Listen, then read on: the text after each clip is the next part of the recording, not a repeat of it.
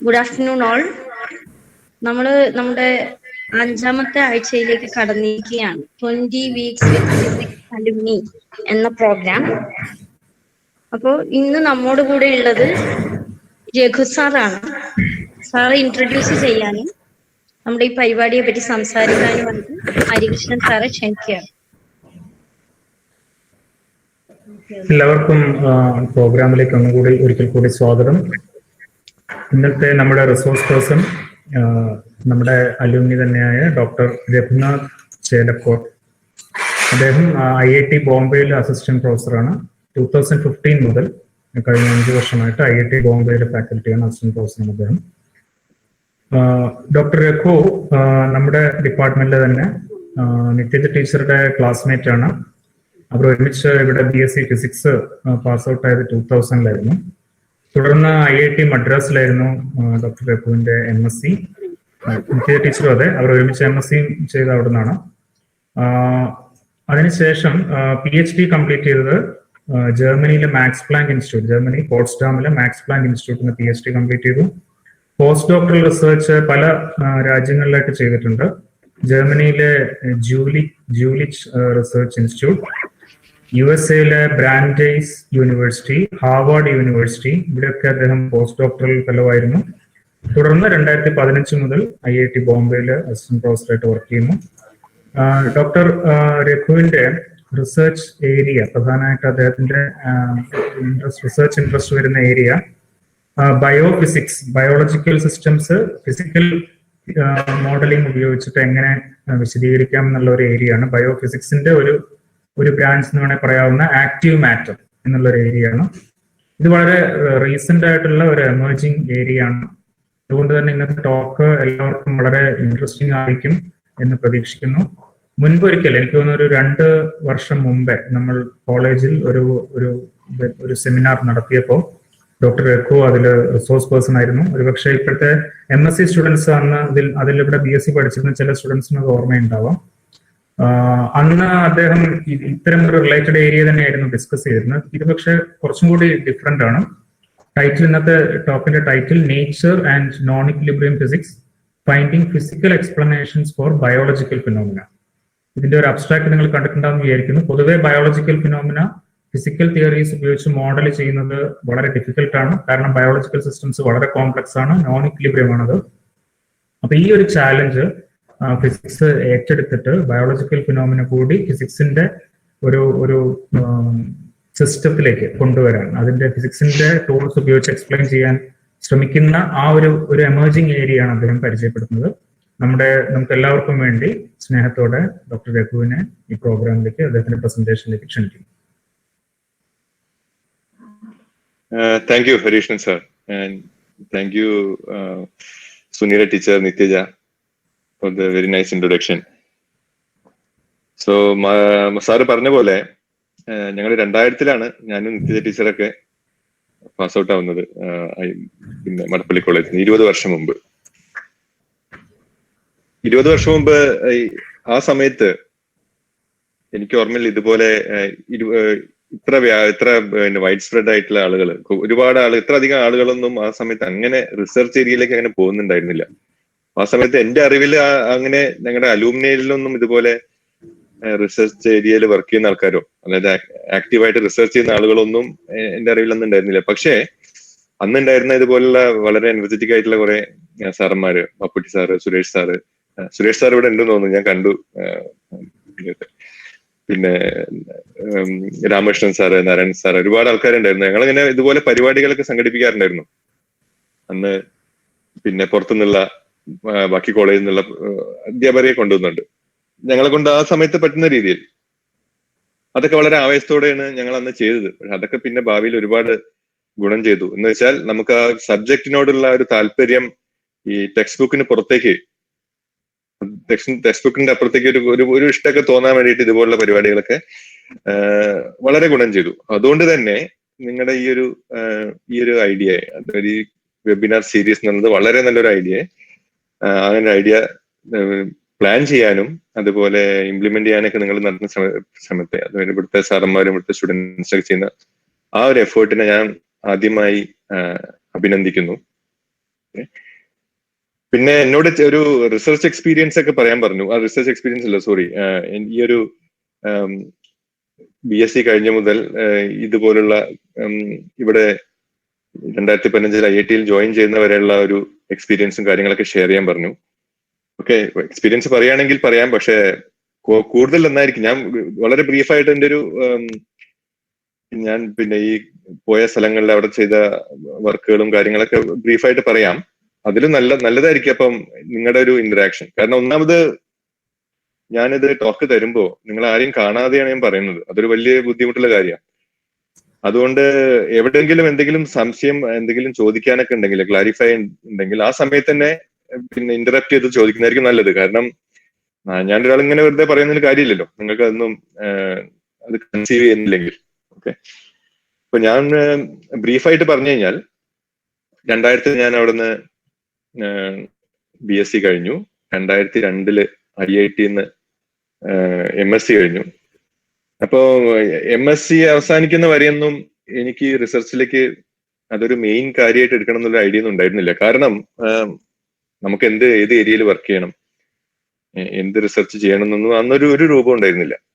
അപ്പൊ എങ്ങനെ റിസർച്ച് ചെയ്ത് തുടങ്ങണം എന്നൊക്കെ അല്ലെങ്കിൽ ഈ റിസർച്ച് ഒരു മെയിൻ ഒരു കാരിയർ, പിന്നെ ഒരു പ്രധാന തൊഴിലാക്കണം എന്നൊക്കെ ഉള്ള ഒരു ഐഡിയ വന്നു തുടങ്ങിയത് MSc ലാസ്റ്റ് ആവുമ്പോഴാണ്, MSc കഴിയാനൊക്കെ ആവുമ്പോൾ. പിന്നെ MSc നിത്യജയ്ക്കൊക്കെ അറിയാം, ഞാൻ അവിടെ തന്നെ ഒരു പ്രൊജക്റ്റിലേക്ക് നിന്നു. അതിനുശേഷം പുറത്തേക്കൊക്കെ അപ്ലൈ ചെയ്തു. ജർമ്മനിയില് PhDക്ക് ജോയിൻ ചെയ്തു. അപ്പൊ ആ സമയത്ത് MSc അവസാനൊക്കെ ആകുമ്പോഴേക്കും ഏകദേശം ഒരു ഐഡിയ ഉണ്ടായിരുന്നു ഏത് ഫീൽഡിലാണ് വർക്ക് ചെയ്യേണ്ടത്. അതിന് കാരണം ആ സമയത്ത് പല പല ഫീൽഡിൽ വർക്ക് ചെയ്യുന്ന ഒരുപാട് ആളുകളെ ആ സമയത്ത് പരിചയപ്പെടാനും, സ്റ്റുഡൻസ് ആയാലും അധ്യാപകരായാലും നമുക്ക് അവിടെ MSc സ്റ്റുഡൻസും PhD ചെയ്യുന്ന ആൾക്കാരൊക്കെ ഉണ്ടാവുമല്ലോ. അപ്പൊ ഏകദേശം ഒരു ഐഡിയ കിട്ടിയതുകൊണ്ട്, ആ ഒരു എക്സ്പോഷർ കിട്ടിയതുകൊണ്ട് ഒരു ഫീൽഡിനെ പറ്റി ഒരു ഏകദേശം ഐഡിയ കിട്ടിയതുകൊണ്ട് ഒരു രൂപം ഉണ്ടായിരുന്നു ഏത് രീതിയിൽ പോകണം എന്നുള്ളത്. അങ്ങനെയാണ് ആ ഒരു ഫീൽഡിൽ വർക്ക് ചെയ്യുന്ന ലോകത്തുള്ള ആളുകൾ, ആ സമയത്ത് ഇന്റർനെറ്റ് ഒക്കെ വ്യാപകമായിരിക്കുന്ന സമയമായിരുന്നു. ഇപ്പം ഇതുപോലെ തന്നെ 2002, 2003 സമയത്ത് ആ ഇന്റർനെറ്റ് വഴി നമുക്ക് ഓരോരുത്തർ വർക്ക് ചെയ്യുന്ന ആളുകളെ കാണാം. ഓക്കെ, അപ്പൊ അവരെ കോണ്ടാക്ട് ചെയ്യാം, അവരുടെ വർക്ക് നോക്കാം. ഓക്കെ, അവർ ഇമെയിൽ വഴി അവരെ മെയിൽ അയച്ചു കഴിഞ്ഞാൽ അവര് മാച്ചിങ് ആണെങ്കിൽ അവർ ഇന്റർവ്യൂവിന് വിളിക്കും. അങ്ങനെയാണ് ജർമ്മനിയിൽ പോയത്. പിന്നെ US പോകാൻ ഒരു പ്രൊസീജിയർ വേറെ തന്നെയാണ്, നിങ്ങൾക്ക് അറിയുന്നുണ്ടാവും. അത് GRE എഴുതണം, വർഷത്തിൽ 2 പ്രാവശ്യം അങ്ങനെ ഒരു ഫോർമലായിട്ട് അപ്ലൈ ചെയ്താൽ എടുക്കും. അങ്ങനെയാണ്. പക്ഷെ യൂറോപ്പിൽ പോകാൻ അങ്ങനെ ഒരു പ്രശ്നത്തിന്റെ ആവശ്യമില്ല ഇപ്പം. ആ സമയത്ത് അങ്ങനെ ആവശ്യമുണ്ടായിരുന്നു. ഇപ്പം കുറേ കൂടി ഫോർമലാന്ന് തോന്നുന്നു. അങ്ങനെ അവിടെ PhD ചെയ്തു. PhD ചെയ്യുമ്പോൾ പിന്നെ എന്തായാലും നമുക്ക് ആ സമയത്ത് അറിയായിരുന്നു ഈ ഒരു ഏരിയ തന്നെയാണ് ചെയ്യേണ്ടതെന്നും. ഓക്കെ, ഇതാണ് മെയിൻ പരിപാടി എന്നുള്ളതും ആ സമയത്ത് ഒരു രൂപം ഉണ്ടായിരുന്നു. അങ്ങനെ പിന്നെ PhD ചെയ്യുമ്പോൾ നമുക്ക് ആ ഒരു ഏരിയയിൽ വർക്ക് ചെയ്യുന്ന കൂടുതൽ ആളുകളെ നമുക്ക് പരിചയപ്പെടാം. നമ്മൾ കോൺഫറൻസസുകൾ പോകും. അവിടെ പോയി കഴിഞ്ഞാൽ നമുക്ക് ആളുകളെ മീറ്റ് ചെയ്യാനും അവരായിട്ട് ഡിസ്കസ് ചെയ്യാനും ഒക്കെ കാര്യങ്ങളൊക്കെ ആളുകളെ കൂടുതൽ അറിയാനും ഒക്കെ അവരുടെ വർക്കുകൾ കൂടുതൽ അറിയാനൊക്കെ കുറെ കൂടി ഓപ്പർച്യൂണിറ്റീസ് ഉണ്ടാവും. ഓക്കെ, അപ്പം അങ്ങനെയൊക്കെയാണ് വളരെ ചുരുക്കത്തിൽ പറഞ്ഞാൽ അങ്ങനെ മീറ്റ് ചെയ്യുന്ന ആൾക്കാരെയും പരിചയപ്പെടുന്ന ആൾക്കാരെയൊക്കെ അവരുടെ കൂടെ വർക്ക് ചെയ്ത് ആ ഒരു എക്സ്പീരിയൻസ് ഒക്കെ കൊണ്ടാണ് നമ്മളിങ്ങനെ പല സ്ഥലത്ത് പോകാനും പല ഗ്രൂപ്പുകൾ വർക്ക് ചെയ്യാനൊക്കെ പറ്റിയത്. ഓക്കെ, അപ്പൊ അങ്ങനെയാണ് വളരെ ചുരുക്കത്തിൽ പറയുകയാണെങ്കിൽ അതാണ് നമ്മുടെ ഒരു പാത്ത് എന്ന് പറയുന്നത്. നിങ്ങൾക്ക് പ്രത്യേകിച്ച് എന്തെങ്കിലും സംശയം ഉണ്ടെങ്കിൽ ചോദിക്കാം. അപ്പൊ അത് സ്പെസിഫിക് ആയിട്ട് എന്തെങ്കിലും ചോദ്യം ഉണ്ടെങ്കിൽ ചോദിച്ചു കഴിഞ്ഞാൽ ഞാൻ എനിക്ക് അറിയുന്ന പോലെ ഞാൻ പറയാം. അതല്ലെങ്കിൽ ഈ ഡിസ്കഷൻ നമുക്ക് വേണമെങ്കിൽ അവസാനത്തേക്ക് വെക്കാം. ഡിസ്കഷൻ അവസാനത്തിലേക്ക്. ഓക്കെ, എന്നാ പ്രസന്റേഷൻ കണ്ടിന്യൂ ചെയ്യാം. അപ്പൊ ഞാൻ ഈ പറഞ്ഞ പോലെ നമുക്ക് ഉദ്ദേശം പറഞ്ഞത് എനിക്ക് അറിയുന്ന നമ്മുടെ ഈ എക്സ്പീരിയൻസിൽ നിന്ന് അറിയുന്ന കുറെ കാര്യങ്ങൾ നിങ്ങൾക്ക് കൺവേ ചെയ്യാന്നുള്ളതാണ്. അതുകൊണ്ട് ലാംഗ്വേജ് ഞാനൊരു പ്രശ്നമാക്കുന്നില്ല. സ്ലൈഡ്സ് ഇംഗ്ലീഷിലാണ്, പക്ഷെ ഞാൻ എക്സ്പ്ലെയിൻ ചെയ്യുന്നത് മെയിൻ ആയിട്ട് മലയാളത്തിലായിരിക്കും. കാരണം ഞാൻ നിങ്ങളുടെ സ്ഥാനത്ത് ഇരിക്കുന്നതാണ്. അതുകൊണ്ട് എനിക്കറിയാം ഏതാണ് കൂടുതൽ കൺവീനിയന്റ് ആണെന്നുള്ള മനസ്സിലാക്കാൻ വേണ്ടിയിട്ട്. ഓക്കെ, സോ ഇപ്പം പിന്നെ ഹരീഷൻ സാറ് പറഞ്ഞ പോലെ ഇതൊരു എമർജിങ് ഫീൽഡാണ്. ഈ ഒരു ഏരിയയിൽ വർക്ക് സ്റ്റാർട്ട് ചെയ്തിട്ട് ഏകദേശം 10-15 വർഷമായിട്ടുണ്ടാവുള്ളൂ. ഓക്കെ, അതുകൊണ്ട് തന്നെ ഇത് വളരെ ഏർലി സ്റ്റേജിലുള്ള ഒരു ഫീൽഡാണ്. അതുകൊണ്ട് ഒരുപാട് കാര്യങ്ങൾ ഈ ഇതിൽ ചെയ്യാനുണ്ട്. ഓക്കെ, അപ്പൊ natural and non equilibrium physics അപ്പം ഹരീഷൻ സാർ ഓൾറെഡി പറഞ്ഞു. കാരണം നമുക്ക് ലിവിങ് സിസ്റ്റംസ്, നാച്ചുറൽ എന്ന് പറഞ്ഞാൽ ഞാൻ ഉദ്ദേശിക്കുന്നത് നമ്മുടെ ഫിസിക്സ് എന്ന് പറഞ്ഞാൽ ബേസിക്കലി എന്താണ് ഫിസിക്സ് എന്ന് പറഞ്ഞാൽ നമ്മൾ നാച്ചുറൽ പ്രകൃതിയെ പറ്റി പഠിക്കുകയാണ്. പക്ഷെ ഫിസിക്സുകാർ വളരെ കെയർഫുള്ളി ഒഴിവാക്കിയ ഒരു സാധനമാണ് ലിവിങ് നാച്ചർ, ലിവിങ് സിസ്റ്റംസ്. അത് ഒഴിവാക്കാൻ കാരണം സാറ് പറഞ്ഞ പോലെ കോംപ്ലക്സ് ആണ്, വളരെ കോംപ്ലക്സ് ആണ്. അപ്പൊ എന്താണ് ഈ കോംപ്ലക്സ് എന്ന് പറയുന്നത്? അപ്പം ഫസ്റ്റ് ഇതിൽ പോയി കഴിഞ്ഞാൽ നമ്മൾ സാധാരണ കൺവെൻഷനലി ഫിസിക്സിൽ എക്സ്പ്ലെയിൻ ചെയ്യുന്ന കാര്യങ്ങൾ ഓക്കെ നമ്മൾ നോൺ ലിവിങ് മാറ്റർ ആണ്. ഒരു വളരെ വൈഡ് റേഞ്ച് ആയിട്ടുള്ള കാര്യങ്ങൾ ഇപ്പൊ ഫിസിക്സിൽ ആളുകൾ ഗവേഷണം ചെയ്തുകൊണ്ടിരിക്കുന്നുണ്ട്. Okay starting from universe, okay യൂണിവേഴ്സിന്റെ എക്സ്പാൻഷൻ മുതൽ കോസ്മോളജി, ഓക്കെ കോസ്മോളജി മുതൽ നമ്മുടെ സബ് ആറ്റോമിക് ഫിസിക്സിൽ വരെ, ഓക്കെ ന്യൂക്ലിയസിന്റെ ഉള്ളിലുള്ള സബ് പാർട്ടിക്കിൾസ്, അവരുടെ പാർട്ടിക്കിൾ ഫിസിക്സ് വരെ. അപ്പൊ അതിന്റെ ഇടയിൽ ഒരുപാട് കാര്യങ്ങൾ വരുന്നുണ്ട് ഈ രണ്ട് സ്കെയിൽ. ഓക്കെ നമുക്കറിയാം ഈ ഇതിന്റെ യൂണിവേഴ്സ് സ്കെയിൽ എന്ന് പറഞ്ഞ കിലോ പാർസെക് എന്നൊക്കെ പറഞ്ഞ വലിയ സ്കെയിലാണ്. ഓക്കെ നമ്മുടെ ഏറ്റവും ചെറിയത് ക്വാണ്ടം സിസ്റ്റംസ്, ഓക്കെ ഒക്കെ പറയുന്നത് ആംസ്ട്രോങ്. ഓക്കെ അതിന്റെ ഇടയിലാണ് നമ്മുടെ ഈ ഫിസിക്സ് കിടക്കുന്നത്. ഓക്കെ അതിന്റെ ഇടയിൽ നമ്മൾ ഈ ഇന്ററാക്ഷൻ പഠിക്കുന്നുണ്ട്. പിന്നെ അത് കൂടാതെ നമ്മൾ ഈ റിലേറ്റിവിറ്റി, അതിലേക്ക് പോയി സ്പേസ് ടൈമിനെ പറ്റി നമ്മൾ പഠിക്കും. Space time curvature, general relativity, MSc അത് പഠിക്കുന്നുണ്ടാവും. ഓക്കെ സോ മാറ്റർ എന്ന് പറഞ്ഞാൽ ഉദ്ദേശിക്കുന്നത് ഇതുപോലുള്ള അതും വളരെ അബ്സ്ട്രാക്ട് ആയിട്ടുള്ള ഒരു കാര്യമാണ് മാറ്റർ എന്ന് പറയുന്നത്. നമുക്ക് എന്തും ആവാം. നമുക്ക് വളരെ പരിചിതമായിട്ടുള്ള മാറ്റർ, സോളിഡ് ആയാലും ലിക്വിഡ്, അതിനൊക്കെ പറ്റിയിട്ടുള്ള വ്യത്യസ്ത വളരെ ഡീപ്പായിട്ടുള്ള പഠനങ്ങളുണ്ട്. ഓക്കെ അതുപോലെയാണ് പിന്നെ നമ്മൾ ഈ മാറ്റർ എന്ന് പറയുമ്പോൾ തന്നെ ഇത് രണ്ട് രീതിയിലുണ്ട്. ഒന്ന് നമ്മൾ അതിന്റെ ടൈം എവല്യൂഷൻ പഠിക്കും. ടൈം എവല്യൂഷൻ എന്ന് പറഞ്ഞാൽ ഇപ്പം അറ്റ് എ സ്പെസിഫിക് ടൈം അതിനൊരു സ്റ്റേറ്റ് ഉണ്ട്. ഓക്കെ പിന്നെ നമുക്ക് അതിന്റെ ഒരു ഇവല്യൂഷൻ, അതിനെ ഏതൊക്കെ ഫോഴ്സസ് ആണ് അതിന്റെ മുകളിൽ ആക്ട് ചെയ്യുന്നത് എന്ന് കണ്ടു കഴിഞ്ഞാൽ നമുക്ക് അതിന് ഒരു ഫ്യൂച്ചറിൽ അത് എന്തായിരിക്കും നമുക്ക് പ്രിഡിക്റ്റ് ചെയ്യാം. അത് ആ ഒരു പഠനമാണ് ടൈം എവല്യൂഷൻ. ഓക്കെ അപ്പം അത് നമ്മൾ എല്ലാ സിസ്റ്റത്തിനും പറ്റിയും പഠിക്കും. നമ്മൾ യൂണിവേഴ്സിന്റെ ടൈം എവല്യൂഷൻ, ഗാലക്സികളുടെ ടൈം എവല്യൂഷൻ മുതൽ ഓക്കെ ഈ ക്വാണ്ടം സിസ്റ്റംസിന്റെ ടൈം എവല്യൂഷൻ വരെ നമ്മൾ പഠിക്കും. ഓക്കെ അതിന്റെ ഇടയിൽ നമുക്ക് ഈ പറഞ്ഞ മാതിരി ഫ്ലൂയിഡ്സ് ഉണ്ടാവും, ഓക്കെ ക്രിസ്റ്റലൈൻ മാറ്റർ ഉണ്ടാവും, അതൊക്കെ ഉണ്ട്. അപ്പൊ അതിന്റെ അവർ തമ്മിൽ ഇന്ററാക്ഷൻ ഉണ്ട്. പക്ഷെ ഇതിൽ നമ്മൾ അപ്രോച്ച് ചെയ്തൊരു ഒരു മെത്തേഡ് എന്ന് പറഞ്ഞാൽ നമ്മൾ ഈ ഫിസിക്സിന്റെ തുടക്കം എന്ന് പറഞ്ഞാൽ നമ്മൾ ആളുകൾ പറയുന്നത് ഇപ്പൊ നമ്മൾ ഈ രൂപത്തിലുള്ള ഫിസിക്സിന്റെ തുടക്കം എന്ന് പറഞ്ഞാൽ ന്യൂട്ടന്റെ കാലത്താണല്ലോ. അതിന്റെ മുമ്പ് ഗലീലിയോയും കെപ്ലറൊക്കെ ഉണ്ടായിരുന്നു. അവരുടെ മെയിൻ ആയിട്ട് അവര് ഒബ്സർവേഷൻ ആയിരുന്നു. ന്യൂട്ടൻ ആണ് ആദ്യമായിട്ട് നമ്മൾ ഈ കാണുന്ന ഒരു ഫിസിക്സ് കൺസെപ്റ്റിലേക്ക് അതിന് തുടക്കട്ടത്. ഇപ്പൊ ന്യൂട്ടന്റെ തുടക്കം എന്ന് പറഞ്ഞാൽ എന്താ വെച്ചാൽ you isolate a system, you take a system in isolation, particle in isolation. അപ്പം ന്യൂട്ടനിൽ പറയുന്നത് ഒരു particle in isolation it will continue its motion, right, either uniform motion or state of rest. അപ്പൊ അതിന് സ്റ്റാർട്ടിംഗ് എന്ന് പറഞ്ഞാൽ നമ്മളൊരു സിസ്റ്റത്തെ ഐസൊലേറ്റ് ചെയ്യുക എന്നുള്ളതാണ്. അതൊരു ഐഡിയൽ കേസ് ആയിട്ട് എടുക്കുക. ഓക്കെ ബാക്കി ഒരു ഇന്ററാക്ഷൻ ഒന്നുമില്ല. പിന്നെ നമ്മൾ അതിന്റെ മുകളിൽ എന്തൊക്കെ ഫോഴ്സ് ആക്ട് ചെയ്യുന്നു നമ്മൾ നോക്കും. അതിനുശേഷം നമ്മുടെ ഇവല്യൂഷൻ ടൈം ഇവല്യൂഷൻ നോക്കും. അപ്പൊ ബേസിക്കലി നോക്കിക്കഴിഞ്ഞാൽ ഒരു മേജർ പാർട്ട് ഓഫ് ഫിസിക്സ് നമ്മൾ ഈ അപ്രോച്ചാണ് ചെയ്യുന്നത്. ഫ്ലൂയിഡ് നോക്കാം. നമ്മുടെ ഇതൊരു ഫ്ലൂയിഡ് ആണ് ആക്ച്വലി.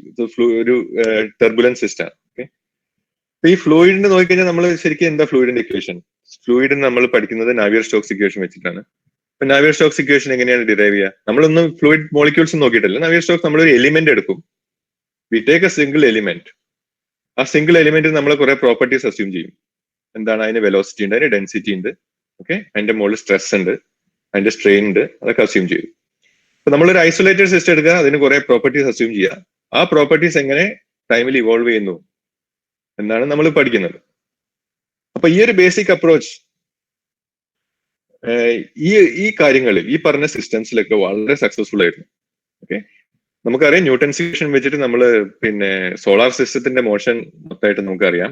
ന്യൂട്ടൺ സ്റ്റാർട്ട് ചെയ്തു, അത് പലരും കണ്ടിന്യൂ ചെയ്തു, റൈറ്റ്. ഫ്ലൂയിഡ് മെക്കാനിക്സ് നമുക്കറിയാം, അല്ലെ, ക്വാണ്ടം മെക്കാനിക്സ്, ക്രിസ്റ്റലൈൻ സോളിഡ്സ് എല്ലാം നമുക്ക് വളരെ സക്സസ്ഫുൾ ആയ കാര്യങ്ങളാണ്. പക്ഷെ ഇതിനൊരു ലിമിറ്റ് ഉണ്ട്, ഈ അപ്രോച്ചിന് ഒരു ലിമിറ്റ് ഉണ്ട്. ആ ലിമിറ്റ് ആണ് നമ്മുടെ ഹരീഷ്ണ സാർ പറഞ്ഞ പോലെ കോംപ്ലക്സിറ്റി. കോംപ്ലക്സിറ്റി എങ്ങനെയാണ്, എന്താണ് വരുന്നത് കോംപ്ലക്സിറ്റി എന്ന് പറഞ്ഞാൽ? കോംപ്ലക്സിറ്റിയുടെ മെയിൻ ഒരു ഒരു പ്രത്യേകത എന്ന് പറഞ്ഞാൽ നമുക്ക് ഒരിക്കലും ഒരു ഫിനോമിന കണ്ടു കഴിഞ്ഞാൽ നമുക്ക് ഒരിക്കലും ഏതെങ്കിലും ഒന്നോ രണ്ടോ എലിമെന്റ്സിലേക്ക് അതിനെ നമുക്ക് ചുരുക്കാൻ പറ്റില്ല എന്നുള്ളത്. അപ്പൊ നമ്മൾ ഏതെങ്കിലും ഒരു പെർട്ടിക്കുലർ ഫിനോമിന, വെദർ, ഓക്കെ, എന്തുകൊണ്ടാണ് മഴ പെയ്യുന്നത്, നമുക്കൊരു കൃത്യമായിട്ടൊരു റീസൺ, വളരെ പിൻ പോയിന്റ് ആയിട്ടുള്ള റീസൺ കണ്ടിട്ട് ഒരുപാട് റീസൺസ് ഉണ്ടാവും. അതിന്റെയൊക്കെ ഒരു കോമ്പിനേഷൻ ആയിരിക്കും പെട്ടെന്നൊരു വെതർ ചേഞ്ച് എന്ന് പറയുന്നത്, അല്ലെ? നമുക്ക് ഇന്നിപ്പം ഇവിടെ ഇടിവെട്ടി മഴയൊക്കെ പെയ്തു. അതിന്റെ കാരണം എന്താ? അതിന് ഇവിടെ മറ്റേ ബംഗാൾ, ബേ ഓഫ് ബംഗാളിലെ ഡിപ്രഷൻ വരാൻ കാരണം എന്താ? അത് ഒരുപാട് എലിമെന്റ്സ് ഉണ്ട്. ആ എലിമെന്റ്സ് നമുക്ക് ഒരിക്കലും ഈ ഒരു അപ്രോച്ച് വെച്ചിട്ട് വേർതിരിച്ച് കാണാൻ പറ്റില്ല. അപ്പൊ അതിന് വേറെ അപ്രോച്ച് വേണ്ടി വരും. ഓക്കെ, അതേപോലെയാണ് ഈ എല്ലാ കോംപ്ലക്സ് സിസ്റ്റംസും അതുപോലെ തന്നെയാണ്. അവിടെയാണ് നമ്മുടെ ഈ ഒരു അപ്രോച്ചിന്റെ ഒരു ലിമിറ്റേഷൻ എന്ന് പറയുന്നത്, അല്ലെ?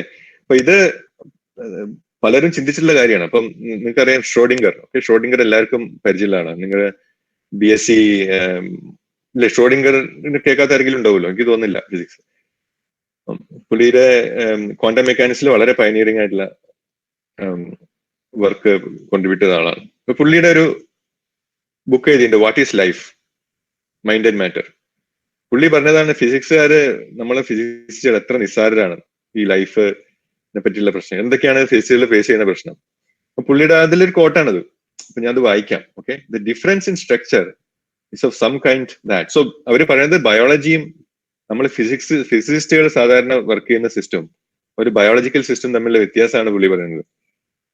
The difference in structure of some kind of the same kind as that between ordinary wallpaper in which the same pattern is repeated again and again in regular periodicity and a masterpiece of embroidery which shows no dull pattern but an elaborate, coherent, meaningful design traced by the great master. Okay, പുള്ളി പറയുന്നത് വെച്ചാൽ നമുക്കൊരു wallpaper എടുത്തു നോക്കിയാൽ, okay, wallpaper എന്ന് പറഞ്ഞാൽ നമ്മുടെ ഡെസ്ക്ടോപ്പിലെ wallpaper അല്ല. പണ്ട് പ്രത്യേകിച്ച് ഈ വെസ്റ്റേൺ കൺട്രീസിലൊക്കെ അവര് വീട് ഡെക്കറേറ്റ് ചെയ്തിരുന്നത് അവരൊരു സ്റ്റിക്കർ മാറി വാൾപേപ്പർ ഒട്ടിക്കും. വാൾപേപ്പറിൽ എന്താ വെച്ചാൽ ഒരു പാറ്റേൺ ഉണ്ടാവും, സെയിം പാറ്റേൺ റിപ്പീറ്റേഷൻ. ഓക്കെ, പുള്ളി പറയുന്ന വെച്ചാൽ ഈ ഫിസിക്സും ബയോളജിയും തമ്മിലുള്ള വ്യത്യാസം എന്താണെന്ന് വെച്ചാൽ നമ്മള് ഫിസിക്സുകാർ കൺവെൻഷനലി നമ്മൾ അനലൈസ് ചെയ്യുന്ന സിസ്റ്റം എന്ന് പറയുന്നത് similar to a wallpaper. Wallpaper എന്ന് പറഞ്ഞാൽ സിമ്പിൾ ആണ്, സെയിം പാറ്റേൺ റിപ്പീറ്റ് ചെയ്യും. ഉദാഹരണത്തിന് ഇത് നോക്കിക്കഴിഞ്ഞാൽ ഈ ഒരു പാറ്റേൺ നോക്കിയാൽ ഇതാണ് ഒരു ഫിസിക്സിന്റെ പാറ്റേൺ എന്ന് പറയുന്നത്, മുകളിൽ കാണുന്നത്. ഓക്കെ, സോ ഈ compare this wallpaper with a painting.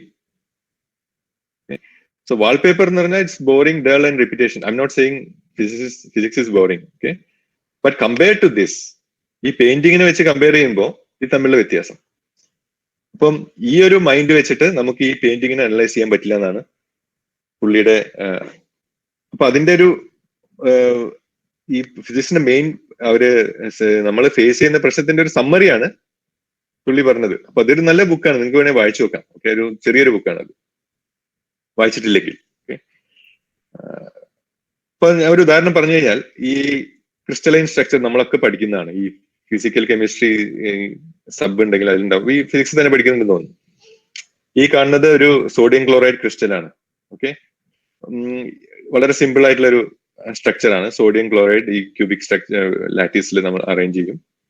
ഇതിന്റെ താഴെ എന്ന് പറഞ്ഞാൽ typical arrangement of some fluid molecules. Okay, അവര് ഈ ഫ്ലൂയിഡ് ഒരു കണ്ടെയ്നറിൽ ഡിസോർഡേർഡ് ആയിരിക്കും. ഡിസോർഡേർഡ് ആവും തന്നെ നമുക്ക് ഒരുപാട് പ്രശ്നങ്ങളാണ്. നമുക്ക് അതിന്റെ എൻട്രോപ്പി കാര്യങ്ങളൊക്കെ നോക്കേണ്ടി വരും. ഓക്കെ, ഈ സോളിഡ് ക്രിസ്റ്റലൈൻ സ്ട്രക്ചർ പഠിക്കുന്ന പോലെ അത്ര എളുപ്പമല്ല ഈ ലിക്വിഡ് പ്രോപ്പർട്ടീസ് പഠിക്കുന്നത്, എല്ലാവർക്കും അറിയാം. ഈ താഴെ കാണുന്നത് ഈ ഒരു പെയിന്റിംഗ് പോലത്തെ കാണുന്നത് എന്താ വെച്ചാൽ അത് ഈക്കോളൈ ബാക്ടീരിയയുടെ ഇന്റീരിയർ. അതൊരു ഇംപ്രഷൻ, ഒരു പെയിന്റിംഗ് ആണ്. ഡേവിഡ് ഗുഡ്സെൽ, നമ്മൾ നെറ്റിൽ പോയാൽ കാണാം. ഡേവിഡ് ഗുഡ്സെൽ എന്ന് പറഞ്ഞ ഒരു ആർട്ടിസ്റ്റ് ഇതുപോലുള്ള പെയിന്റിംഗ്. ഇതൊരു മൈക്രോസ്കോപ്പി പിക്ചറിന്റെ ഒരു ഇമാജിനറി പിക്ചറാണ് അത് കാണുന്നത്. ഇതിന്റെ ഈക്കോളൈ ബാക്ടീരിയ ഇന്റീരിയർ ആണ്. ഇതിൽ കാണുന്ന ആയിരക്കണക്കിന് പ്രോട്ടീനുകളുടെ ഒരു കോംപ്ലക്സ് അറേഞ്ച്മെന്റ്, അതാണ് ഈക്കോളൈ ബാക്ടീരിയ എന്ന് പറഞ്ഞ ഒരു സിംഗിൾ സെൽ, ഒരു മൈക്രോൺ സൈസ് ഓർഗാനിസത്തിന്റെ ഉള്ളിൽ വർക്ക് ചെയ്യുന്നത്. അപ്പൊ ഈ ഒരു ആയിരക്കണക്കിന് എലിമെന്റ്സ് ഒരു വലിയ നെറ്റ്വർക്കിന്റെ ഭാഗമായിട്ട് അതിന്റെ ഒരു കോർഡിനേഷനും കാര്യങ്ങളൊക്കെയാണ് ഇതിന്റെ ഈ ഫംഗ്ഷൻ എന്ന് പറയുന്നത്. ഇതൊരു ചെറിയ ബാക്ടീരിയയുടെ ഉള്ളിൽ. അപ്പൊ നമ്മളൊന്ന് ആലോചിച്ച് നോക്കുക, ഒരു സാധാരണ നമ്മൾ ചുറ്റും കാണുന്ന ഒരു ഓർഗാനിസം, എന്തെങ്കിലും ആവട്ടെ, ഒരു അനിമൽ, ഒരു മാമൽ അല്ലെങ്കിൽ ഒരു ബേർഡ്, എന്തെങ്കിലുമൊക്കെ അതിന്റെ ഉള്ളിലുള്ള കോർഡിനേഷനും കാര്യങ്ങളൊക്കെ എന്തൊക്കെയായിരിക്കും. ഈ ലെവൽ കോംപ്ലക്സിറ്റിയാണ് നമ്മൾ ഫേസ് ചെയ്യുന്നത്. Okay, but it's a huge challenge and we are nowhere near to solving any of this. Okay, to be frank. പക്ഷെ ഈ കഴിഞ്ഞൊരു 10-15 വർഷമായിട്ട് ഞാൻ പറഞ്ഞു ഈ കാര്യത്തിൽ കൂടുതൽ ഇൻട്രസ്റ്റ് വന്നു തുടങ്ങിയിട്ടുണ്ടെന്ന്. അതിന് കാരണം 2-3 കാര്യങ്ങളാണ്. ഒന്ന്, നമ്മുടെ ഇവിടുത്തെ മൈക്രോസ്കോപ്പി ടെക്നിക്കുകൾ ഒരുപാട് ഇംപ്രൂവ് ചെയ്തു. ഇപ്പൊ നിങ്ങൾക്ക് അറിയാം, നിങ്ങൾ പഠിച്ചിട്ടുണ്ടാവും, ഈ ഡിഫ്രാക്ഷൻ ലിമിറ്റ് എന്ന് പറഞ്ഞ കാര്യമുണ്ട്. കാരണം ഡിഫ്രാക്ഷൻ ലിമിറ്റ് എന്ന് പറഞ്ഞാൽ അതൊരു റെസൊല്യൂഷൻ ലിമിറ്റ് ആണ്. അതായത് ഒരു വേവ് ലെങ്ത്തിന്റെ താഴെയുള്ള കാര്യങ്ങൾ നമുക്ക് കാണാൻ പറ്റില്ല. അപ്പൊ അതിന്റെ ബ്ലറി ആയിപ്പോ ഡിഫ്രാക്ഷൻ കാരണം.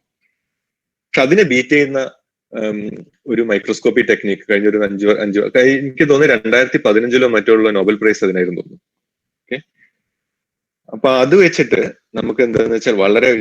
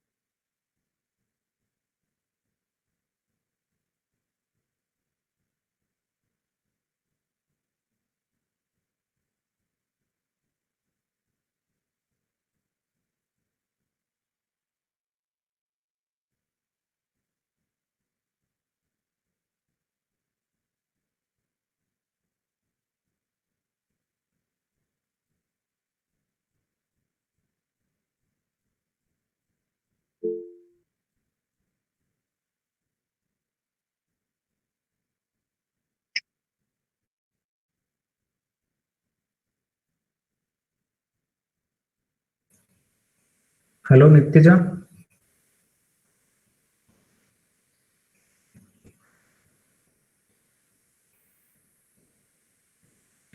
നമുക്ക് രഘു ഓഡിയോ അവൈലബിൾ അല്ല.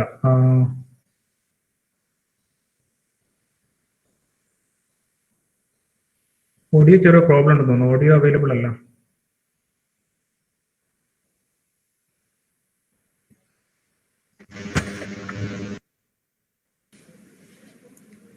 ഇപ്പം കേൾക്കുന്നുണ്ടോ?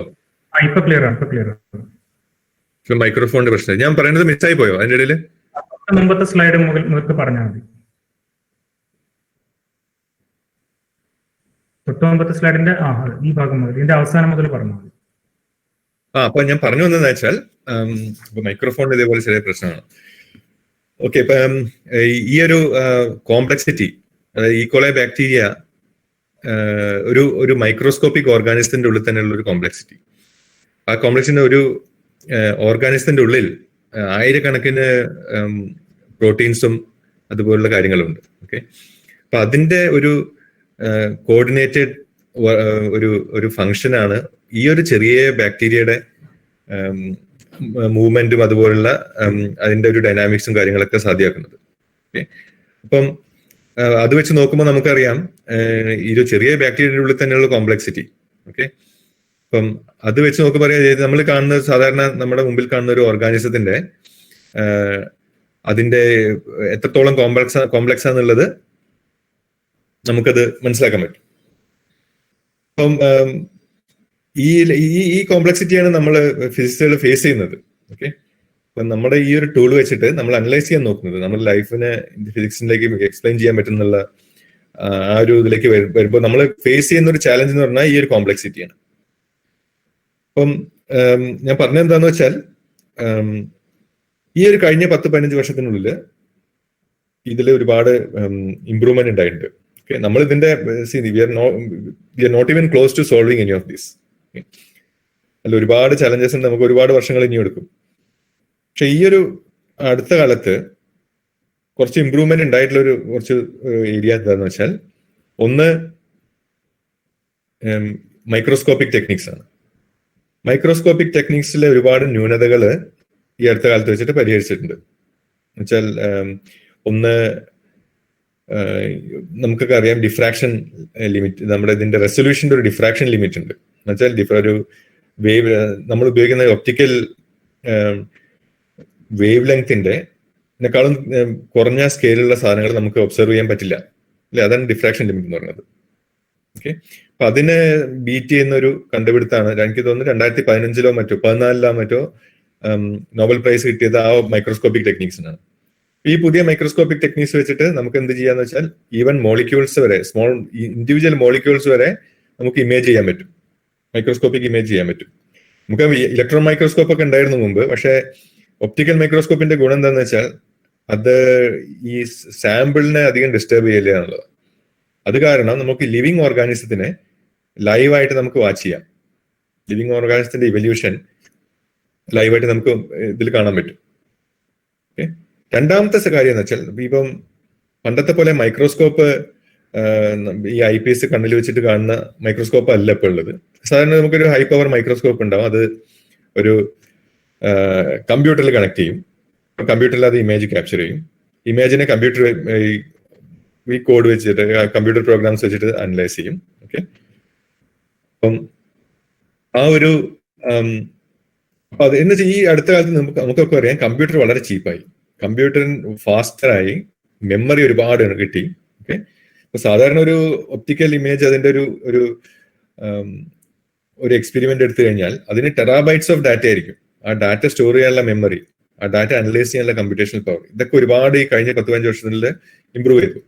അപ്പൊ അതൊക്കെ കാരണം നമുക്ക് ഈ ഒരു ഏരിയയിൽ ഒരുപാട് എക്സ്പെരിമെന്റൽ ഒബ്സർവേഷൻ കിട്ടി തുടങ്ങി. അതിനു മുമ്പ് നമ്മൾ ഇരുട്ടിലായിരുന്നു, നമുക്ക് എന്താ അനലൈസ് ചെയ്യേണ്ടത് നമുക്കറിയില്ല. ഈ എക്സ്പെരിമെന്റൽ ഒബ്സർവേഷൻ നമുക്ക് കിട്ടി തുടങ്ങി. ഈ ഇമേജ് കാണാം, ഈ ഇമേജ് മുകളിലത്തെ ഇമേജ് 2015 ഒരു പേപ്പറിന് എൻ്റെ ഒരു അറിയുന്ന ഒരാൾ എഴുതിയ പേപ്പറിനുള്ളതാണ്. ഈ മുകളിലത്തെ ഇമേജ് നോക്കിക്കഴിഞ്ഞാൽ നമുക്ക് ഈ കാണുന്നുണ്ടോ അറിയില്ല, ഒരു മെഷ് പോലെ കാണുന്നത്. ഇത് ശരിക്കും കാണുന്നത് ഈ ഫ്രൂട്ട് ഫ്ലൈ, ഡ്രോസോഫില എന്ന് പറഞ്ഞൊരു ഈച്ച ഉണ്ട്. ഈച്ച എന്ന് പറഞ്ഞാൽ നമ്മുടെ ഈ പഴത്തിലൊക്കെ വന്നിരിക്കുന്ന ചെറിയ പൊടിയീച്ച ഉണ്ടല്ലോ, ഈ പഴമൊക്കെ വല്ലാതെ പഴുത്തു കഴിഞ്ഞാൽ അതിൽ വരുന്ന പൊടിയീച്ച, അതിന്റെ വിങ് ആണത്. എന്നുവെച്ചാൽ അതിന്റെ എംബ്രിയോന്റെ ഉള്ള ഒരു വിങ് ആണ്. ആ വിങ്ങിനെ മൈക്രോസ്കോപ്പി വെച്ച് കഴിഞ്ഞാൽ കാണുന്നതാണ്. ഇതിന്റെ ഈ മെഷ് പോലത്തെ സാധനം കാണുന്നത് അത് ഓരോ സെൽസിന്റെ ബൗണ്ടറി. ഓക്കെ, അപ്പൊ നമ്മൾ റൺ ചെയ്ത് കഴിഞ്ഞാൽ നിങ്ങൾക്ക് കാണുന്നുണ്ടോന്ന് അറിയില്ല, ഇത് അതിന്റെ ഇവല്യൂഷനാണ്. ഒരു എഗ്ന്ന് എങ്ങനെ ഒരു വിങ് ഡെവലപ്പ് ചെയ്യുന്നുള്ളത്. ഓക്കെ, അതിന്റെ ഷേപ്പും കാര്യങ്ങളും അതിന്റെ വെയിൻസ് ഉണ്ടാവുന്നവരെ നമുക്ക് കാണാം. ഓക്കെ, ഇതുപോലൊരു സാധനം നമുക്കൊരു 15 വർഷം മുമ്പ് ഇമാജിൻ ചെയ്യാൻ പറ്റുന്നുണ്ടാവില്ല ഈ ഒരു കാര്യങ്ങൾ. നമുക്ക് അതിന്റെ ഇവല്യൂഷൻ കാണുന്നുണ്ടല്ലേ. ഓക്കെ, സെല്ല് ഡിവൈഡ് ചെയ്തു, സെല്ലുകൾ കൂടുതൽ ചെറുതായി, അതിൽ പാറ്റേൺ വരാൻ തുടങ്ങി. ഓക്കെ, അതിന്റെ മൊത്തത്തിലുള്ള ഷേപ്പ് മാറാൻ തുടങ്ങി. ഓക്കെ, അതിന്റെ സ്ട്രെസ്സും കാര്യങ്ങളൊക്കെ നമുക്കതൊന്ന് ചെയ്യാം. ഈ ഒരു ഇമേജ് വെച്ച് നമ്മൾ അനലൈസ് ചെയ്ത് കഴിഞ്ഞാൽ അപ്പൊ നമ്മൾ എന്താ ചെയ്യുന്ന വെച്ചാൽ നമുക്ക് അറിയാം ബേസിക് ഇക്വേഷൻസ് ഒക്കെ നമ്മുടെ അടുത്തുണ്ട്. ഉദാഹരണത്തിന് ഇതൊരു ഇലാസ്റ്റിക് സിസ്റ്റം ആണ്, ഇതിന്റെ ഒരു വിസ്കോസിറ്റി ഫ്ലോവും കാര്യങ്ങളൊക്കെ ഉണ്ട്. അതൊക്കെ വെച്ചിട്ട് നമുക്ക് ഇതിനെ അനലൈസ് ചെയ്താൽ നമുക്ക് ഏകദേശം ഒരു ഐഡിയ കിട്ടും എന്താണ് ഇതിനുള്ള ആക്ട് ചെയ്യുന്ന ഫോഴ്സസ് എന്നുള്ളത്. ഓക്കെ, അപ്പൊ ഇതൊക്കെ സ്റ്റാർട്ടിംഗ് പോയിന്റ് ആണ്. ഇതിന്റെ പാറ്റേൺ ഫോർമേഷനും കാര്യങ്ങളൊക്കെ, ഇതിന്റെ മെക്കാനിക്സും. ഈ താഴെ കാണുന്ന ഒരു ഇമേജ് എന്ന് പറഞ്ഞാൽ സീബ്ര ഫിഷ് എന്ന് പറഞ്ഞൊരു ബയോളജിസ്റ്റിന്റെ ഇടയിൽ വളരെ പോപ്പുലർ ആയിട്ടുള്ളൊരു ഉണ്ട്. അതിന്റെ എംബ്രിയോ ഡെവലപ്പ് ചെയ്യുന്നതാണ്. ഓക്കെ, അപ്പൊ ഇതിൽ കാണാൻ നിങ്ങൾക്ക് അഗെയിൻ ഈ എംബ്രിയോ എന്ന അതിന്റെ രൂപമൊക്കെ വന്നു. നമ്മളിത് മിഡിൽ നോക്കും, മിഡിൽ നമുക്ക് ശരിക്കും നോക്കിയാൽ കാണാം ഈ രീതിയിലൊരു പാറ്റേൺ മാറുന്നത്. ഓക്കെ, ഇതിന് പറയാം സോമൈറ്റ് എന്നാണ് പറയാം. സോമൈറ്റ് ഡെവലപ്പ് ചെയ്തിട്ടാണ് നമ്മുടെ സ്പൈൻ മറ്റേ വെർട്ടബ്രയൊക്കെ ഉണ്ടാവുന്നത്. ഈ സോമൈറ്റ് എന്ന് പറഞ്ഞാൽ സ്റ്റാർട്ട് ചെയ്ത് നോക്കൂ, നമ്മളൊരു പാറ്റേൺ ഫോർമേഷൻ ആണ്. ഒരു പാറ്റേൺ വളരെ കൃത്യമായിട്ട് ഒരു പാറ്റേൺ ഉണ്ടാക്കും, അതിന്റെ നമ്പർ ഓഫ് ഈ ഡിവിഷനൊക്കെ വളരെ കറക്റ്റ് ആയിരിക്കും, പിന്നെ അത് ഡെവലപ്പ് ചെയ്യുന്നു. അതിന്റെ സ്റ്റാർട്ടിംഗ് പോയിന്റ് എന്നുള്ളത് ഞാൻ ഇത് രണ്ടും ഉദാഹരണമായിട്ട് പറഞ്ഞതാണ്. ഓക്കെ, ഈ എങ്ങനെയാണ് ഈ കഴിഞ്ഞതിൽ എക്സ്പെരിമെന്റൽ സൈഡ് എങ്ങനെയാണ് ഡെവലപ്പ് ചെയ്തത്. ഓക്കെ, അപ്പം പക്ഷേ തിയറി എക്സ്പെരിമെന്റൽ നമുക്ക് ഡെവലപ്പ് ചെയ്യാം, പക്ഷേ തിയറി ഇപ്പോഴും അതിന് കാച്ചപ്പ് ചെയ്യാനായിട്ടില്ല. ഓക്കെ, പക്ഷേ നമ്മൾ സിമ്പിൾ സിസ്റ്റംസ് ആദ്യം പഠിച്ചു തുടങ്ങും. തിയറിയൊക്കെ നമ്മൾ അങ്ങനെയല്ല, നമ്മൾ കയ്യിലുള്ള ഒരു ടൂൾ വെച്ചിട്ടാണ് നമ്മൾ സ്റ്റാർട്ട് ചെയ്യുക. ഓക്കെ, അപ്പൊ അതിനൊരു വളരെ ബേസിക് ആയിട്ട് നമ്മൾ കാണുന്ന ഒരു തിയറിറ്റീഷ്യന്റെ കണ്ണുകൂടെ ഈ ഒരു കാര്യത്തിൽ നമ്മൾ ആദ്യം കാണുന്നത് എന്താണ്? നമ്മൾ ആദ്യം കാണുന്നതെന്ന് വെച്ചാൽ ഈ ഒരു കാര്യം എടുക്കുക. ഒരുപാട് എലിമെന്റ്സ് ഉണ്ട്, അതൊക്കെ കൂടി ഒന്നിച്ച് മൂവ് ചെയ്യുന്നു. അത് മൂവ് ചെയ്യുന്ന റാൻഡം ആയിട്ടല്ല, ആ മൂവ് ചെയ്യുന്നതിന് ഒരു പാറ്റേൺ ഉണ്ട്, ഒരു കോർഡിനേഷൻ ഉണ്ട്, തമ്മിൽ ഒരു കോർഡിനേഷൻ ഉണ്ട്. ആ കോർഡിനേഷനിലാണ് ഈ കാര്യങ്ങൾ മൂവ് ചെയ്യുന്നത്. ഒന്ന്. അത് തമ്മിലുള്ള കോർഡിനേഷൻ. രണ്ട്, ഈ ഹരീഷൻ സാറ് പറഞ്ഞ പോലെ ഇതൊരു നോൺ ഇക്വിലിബ്രിയം സിസ്റ്റം ആണ്. എന്താണ് നോൺ ഇക്വിലിബ്രിയം സിസ്റ്റം? ഞാൻ പറഞ്ഞുതരാം. ഓക്കെ, അതിലേക്ക് ഞാൻ വരാം. അപ്പം ഈ ഒരു കാര്യം, അതായത് ഒരുപാട് എലിമെന്റ്സ് വളരെ കോർഡിനേറ്റഡ് ആയിട്ട് മൂവ് ചെയ്യുക എന്നുള്ളത്, ഓക്കെ, അതൊരു പ്രധാനപ്പെട്ട ഒരു പ്രധാനപ്പെട്ട ഇൻഫർമേഷൻ ആണ്. ഓക്കെ, അത് നമുക്ക് പല സ്കെയിലും കാണാൻ പറ്റും. നമ്മള് ഈ ഒരു മൈക്രോസ്കോപ്പിക് സെൽ ഡെവലപ്മെന്റ് മാത്രമല്ല, cells and tissues is one thing. അതൊക്കെ മൈക്രോൺ സ്കെയിലാണ്. സെല്ലിന്റെ ഒരു ഏകദേശം സൈസ് എന്ന് പറഞ്ഞാൽ മൈക്രോൺസ് ആണ്. ഓക്കെ, നമുക്ക് മൈക്രോസ്കോപ്പിലൊക്കെ കാണാം. ഓക്കെ, 1 to 10 മൈക്രോമീറ്റർ ഒക്കെയാണ് അതിന്റെ. ഈ ഒരു ഇതെന്ന് പറയുന്നത് E. coli bacteria. Okay, E. coli bacteria വളരെ ഹാർംഫുൾ ആയിട്ടുള്ള ഒരു ബാക്ടീരിയ ആണ്. അത് ഈ കോളനി ഫോം ചെയ്ത് കഴിഞ്ഞാൽ അത് കോർഡിനേറ്റഡ് ആയിട്ടാണ് മൂവ് ചെയ്യാം. ഓക്കെ, ഒരു ഉദാഹരണം പറയാം. 2 സ്കെയിലുള്ള സാധനങ്ങളാണ്, 2 മൈക്രോമീറ്റർ സ്കെയിലാണ്. പക്ഷെ അതിൽ മാത്രമല്ല, നമ്മൾ ഈ ഇതിൽ പറയുന്ന ഒരു കാര്യം എന്ന് വെച്ചാൽ ഈ ഓരോ കോളനിയും ഫോം ചെയ്യുന്നത് ഒരുപാട് ഓർഗാനിസം വെച്ചിട്ടാണ്. ഓക്കെ, സോ പലപ്പോഴും ഈ ഓർഗാനിസംസ് ഒക്കെ ഒന്നിച്ചു കൂടിയിട്ട് they make A super organism. Okay, അവര് ഒറ്റ ഓർഗാനിസം ആയിട്ട് വരാതെ അവർക്ക് ഒരു ഗ്രൂപ്പായിട്ട് ഒന്നിച്ച് അവർ ഫങ്ഷൻ ചെയ്തു തുടങ്ങും. അത് ഇൻട്രസ്റ്റിംഗ്ലി അത് മൈക്രോസ്കോപ്പിക് സ്റ്റേജ് ഇതിൽ മാത്രമല്ല കാണുന്നത്. We find it in every scale. വേറെ ഉദാഹരണം നിങ്ങൾക്ക് അറിയാം, ഈ യൂട്യൂബിലൊക്കെ കാണാം ഈ BBC ഡോക്യുമെന്ററി. ഈ ഫിഷ് സാർഡിൻ, ഈ സാർഡിൻ എന്ന് പറഞ്ഞാൽ നമ്മുടെ മത്തി, ചാള എന്നൊക്കെ പറയുന്ന മീനുണ്ടല്ലോ, അത് മാക്കറൽ, അതൊക്കെ ഒന്നിച്ചൊരു ഗ്രൂപ്പായിട്ടായിരിക്കും ഉണ്ടാവുക. ഇപ്പൊ ഞാൻ വീഡിയോ കാണിക്കുന്നില്ല, നിങ്ങൾക്ക് അറിയാം, ഇഷ്ടം കാണാം. ഈ ഫിഷൊക്കെ ഒന്നിച്ചൊരു കൂട്ടായിട്ട് പോകുമ്പോൾ അതിന്റെ ഒരു സർവൈവൽ സ്ട്രാറ്റജിയും കൂടിയാണ്. എന്താന്ന് വെച്ചാൽ അത് ഒറ്റയ്ക്ക് പോകുന്നതിന് പകരം അത് ഒന്നിച്ചത് ആക്ട് ചെയ്യും. ഉദാഹരണത്തിന് ഒരു പ്രെഡറ്റർ അതിനെ തിന്നാൻ വരുമ്പോൾ അതിനെ കൺഫ്യൂസ് ചെയ്യാൻ വേണ്ടിയിട്ട് ഇതൊരു ഒറ്റ ബൾക്കായിട്ടാണ് ആക്ട് ചെയ്യുക. അതൊരു ഗ്രൂപ്പായിട്ട് ഒന്നിച്ചത് ഇവോൾവ് ചെയ്യുകയും ചെയ്യാം. അപ്പം ഈ ഒരു ഗ്രൂപ്പിന്റെ വലിപ്പം എന്ന് പറഞ്ഞാൽ അതിൽ പലപ്പോഴും ആയിരക്കണക്കിന് ഈ ഫിഷസ് ഉണ്ടാവും അതിൻ്റെ ഉള്ളിൽ. ഓക്കെ, പക്ഷെ ഒരു ഫിഷ് ഒരു സൈഡിലുള്ള ഒരു ഫിഷിന് അറിയാൻ പറ്റില്ല അതിന്റെ അപ്പുറത്തുള്ള ഫിഷ് എന്താ പ്ലാൻ ചെയ്യുന്നത്. ഇപ്പൊ എന്താണ് ഇതിന്റെ ഇവല്യൂഷൻ റൂൾസ്? അത് പിന്നെയും ഇതുപോലെ ഈ പലപ്പോഴും ഈ ബേർഡ്സിൽ കാണാൻ പറ്റും. ബേർഡ്സ് എന്ന് പറഞ്ഞാൽ ഒരു സ്റ്റാർലിംഗ് എന്ന് പറഞ്ഞ ഒരു ടൈപ്പ് ബേർഡ് ഉണ്ട്, അതാണ് ഇതിൽ ഏറ്റവും ഫേമസ്. ഓക്കെ, സ്റ്റാർലിംഗ് ബേർഡ് എന്ന് പറഞ്ഞാൽ ഈ അവര് പിന്നെ വൈകുന്നേരം ആവുന്നതിന്റെ മുമ്പേ അവരിങ്ങനെ ഒരു ഡിസ്പ്ലേ, ഈ കാണുന്ന ചെറിയ ഡോട്ട്സ് എന്ന് പറഞ്ഞാൽ ശരിക്കും ഓരോ ബേർഡ്സ് ആണ്. നിങ്ങളെന്നെ സെർച്ച് ചെയ്താൽ അറിയാം, സ്റ്റാർലിംഗ് ഫ്ലോക്ക് എന്നൊക്കെ പറഞ്ഞ് യൂട്യൂബിൽ കാണാൻ ഒരു വളരെ ഭംഗിയുള്ള ഒരു ഡിസ്പ്ലേ ആണ് അതിൽ കാണിക്കുന്നത്. അത് ഒന്നിച്ച് ഇവോൾവ് ചെയ്ത് അത് പെട്ടെന്ന് ഷേപ്പ് മാറും. ഓക്കെ, അപ്പൊ ഇത് ലാസ്റ്റ് ഫിഗർ എന്ന് പറഞ്ഞാൽ നിങ്ങൾക്ക് ഇത് അഗൈൻ ഈ ഡിസ്കവറി ചാനലൊക്കെ പറഞ്ഞ ഡോക്യുമെന്ററി, ഈ വിൽഡ് ബീസ്റ്റ് എന്ന് പറഞ്ഞ ഒരു തരം ഒരു മാമൽ ഉണ്ട്, ഒരു എന്താ പറയാ ബൈസൺ ഒക്കെ പോലുള്ള. അവർ ഇതുപോലെ ആയിരക്കണക്കിന് ഇൻഡിവിജ്വൽസ് ഉള്ള ഒരു ഹേർഡ്. ഓക്കെ, അതാണ്. അപ്പൊ ഞാൻ പറഞ്ഞു വരുന്നത് വെച്ചാൽ ഈ ഒരു പാറ്റേൺ, ഈ ഒരു പ്രത്യേകത വെച്ചാൽ ഒന്നിച്ച് ഒരുപാട് സാധനങ്ങൾ കുറെ എലിമെന്റ്സ് ഒന്നിച്ച് കളക്റ്റീവായിട്ട് മൂവ് ചെയ്യുക എന്നുള്ളത് അത് സെൽസിൽ മാത്രമല്ല, അതൊരു കോമൺ ആയിട്ടുള്ള ഒരു ഫിനോമിനാണ്. Okay, so that could be one of our starting points, right? ഏതൊക്കെ രീതിയിലാണ് എങ്ങനെയാണ് നമ്മൾ അതിനെപ്പറ്റി പഠിക്കുക എന്നുള്ളത്. പക്ഷെ അതില് പറഞ്ഞ എഗെയിൻ ഒരു സ്ട്രെസ് ചെയ്യേണ്ട കാര്യം, it is a non equilibrium system. Non equilibrium system എന്ന് പറഞ്ഞാൽ ഓരോ എലിമെന്റ്സും starting from the cell to bacteria to fish, okay, starling flocks, wildebeest, every living organism നമ്മൾ എങ്ങനെയാണ് മൂവ് ചെയ്യുന്നത്, നമ്മൾ എങ്ങനെയാണ് ലീവ് ചെയ്യുന്നത്? നമ്മൾ കോൺസ്റ്റന്റ്ലി എനർജി ഡിസിപ്പേറ്റ് ചെയ്യുന്നുണ്ട്. We consume energy, right? നമ്മൾ ലഞ്ച് കഴിച്ചിട്ടുണ്ട്, ആ ലഞ്ചിന്റെ പവറിലാണ് ഞാൻ നിങ്ങളോട് വർത്തമാനം പറയുന്നത്. ഓക്കെ, നമ്മുടെ ബോഡി ഹീറ്റ് ചെയ്യണം.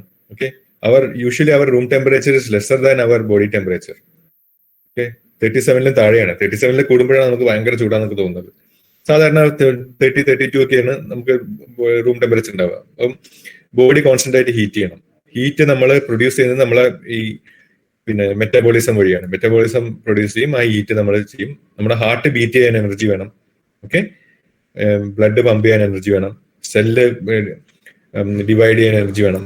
ഓക്കെ, ഇതൊക്കെ എനർജി ഉണ്ടാക്കുന്നത് നമ്മുടെ ഇന്റേണലി നമ്മുടെ മെറ്റബോളിസം വെച്ചിട്ടാണ്. ഇതേപോലെയാണ് എല്ലാ ലിവിങ് ഓർഗാനിസം.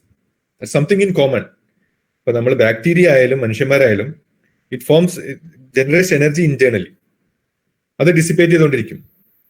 അതുകൊണ്ടാണ് നോൺ ഇക്വിലിബ്രിയം എന്ന് പറയുന്നത്. അപ്പൊ ഇക്വിലിബ്രിയത്തിന്റെ തരം നമുക്കറിയാം ഇക്വിലിബ്രിയം സിസ്റ്റം എന്താണെന്നുള്ളത്. Okay, let's go to the equilibrium system. What is in equilibrium system? Non equilibrium എന്ന് പറയുന്നതിന് മുമ്പേ നമുക്ക് ഇക്വിലിബ്രിയം ആണെന്ന് എന്താണെന്ന് അറിയണമല്ലോ.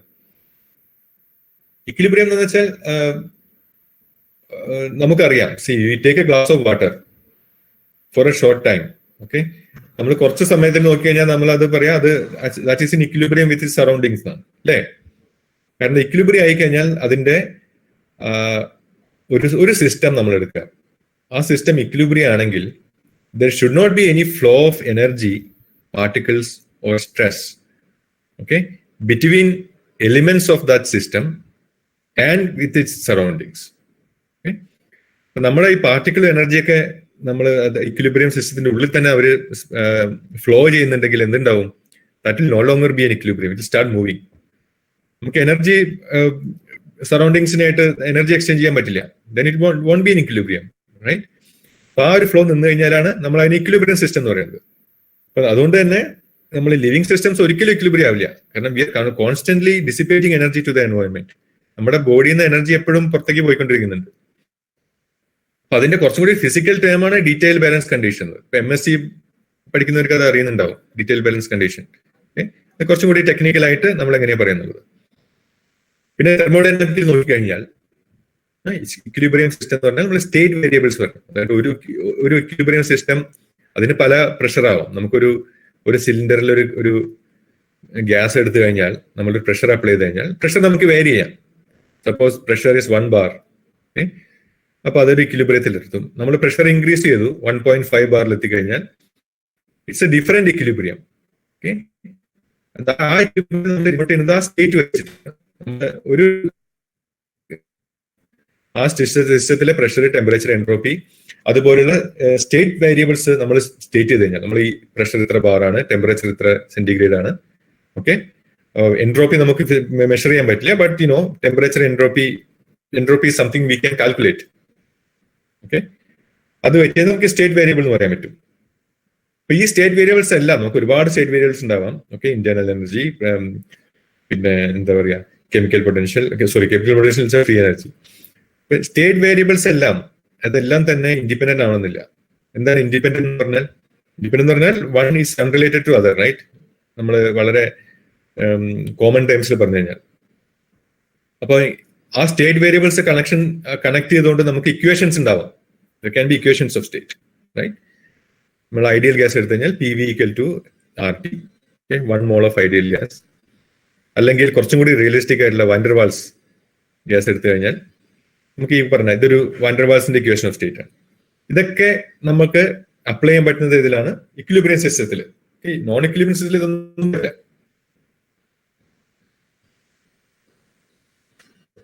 നോൺ ഇക്വിലിബ്രിയം സിസ്റ്റത്തിൽ we will have flows between the system.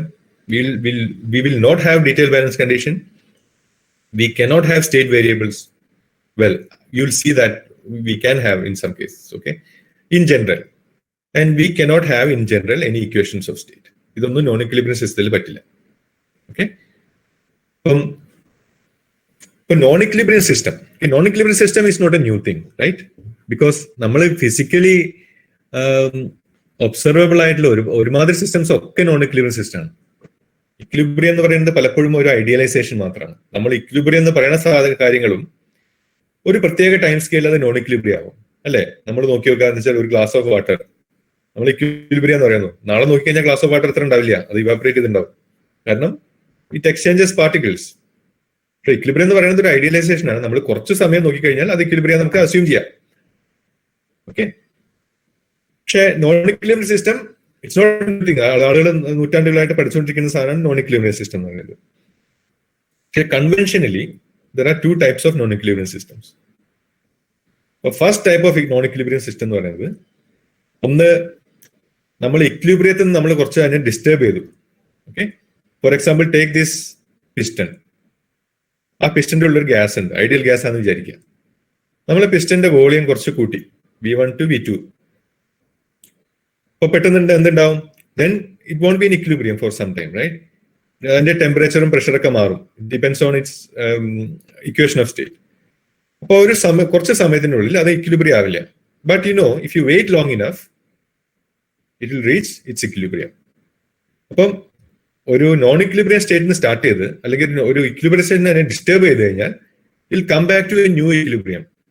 അപ്പൊ ആ ടൈമിൽ അത് നോൺ ഇക്വിലിബ്രിയം സ്റ്റേറ്റ് കൂടി ആയിരിക്കും കടന്നു പോവുക.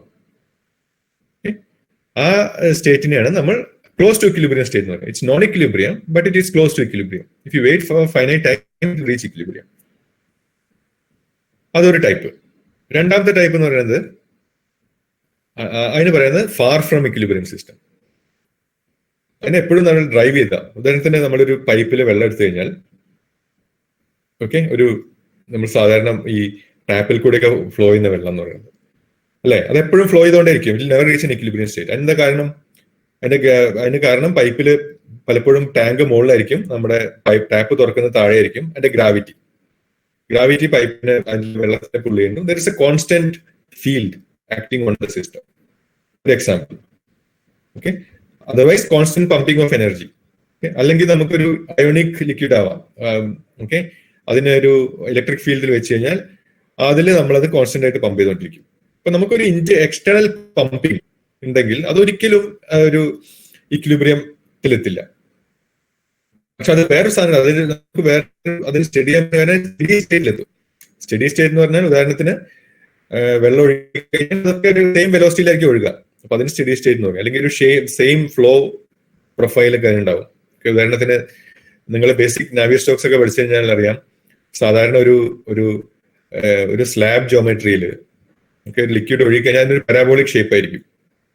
ഓക്കെ, ആ ഷേപ്പിൽ അതെപ്പോഴും അങ്ങനെ തന്നെയായിരിക്കും. അതിന് സ്റ്റഡി സ്റ്റേറ്റ് എന്ന് പറയും. പക്ഷെ ഇതില് നമുക്ക് എന്താ വെച്ചാൽ എനർജി കോൺസ്റ്റന്റ് ആയിട്ട് പമ്പ് ചെയ്യുന്നുണ്ടാവും. ഇത് മൂവ് ചെയ്യുമ്പോൾ തന്നെ എനർജി ഡിസിപ്പേഷൻ ഉണ്ടാവും. It never reaches equilibrium. അപ്പൊ ഇതാണ് നമ്മൾ കൺവെൻഷനലി നമ്മൾ പഠിച്ച അല്ലെങ്കിൽ നിങ്ങൾ പഠിക്കാൻ പോകുന്ന രണ്ട് equilibrium systems. Okay, this well known. പക്ഷെ ഈ കാര്യങ്ങൾ ഇതൊരു നോൺ ഇക്വിലിബ്രിയം സിസ്റ്റം ആണ്. അപ്പൊ ഇതിൽ എങ്ങനെ പെടും? ഇതെന്താണെന്ന് വെച്ചാൽ ഇതിൽ രണ്ടിലും നമുക്ക് പെടുത്താൻ പറ്റില്ല. ഒന്ന്, first of all is far from equilibrium. Okay, that is true.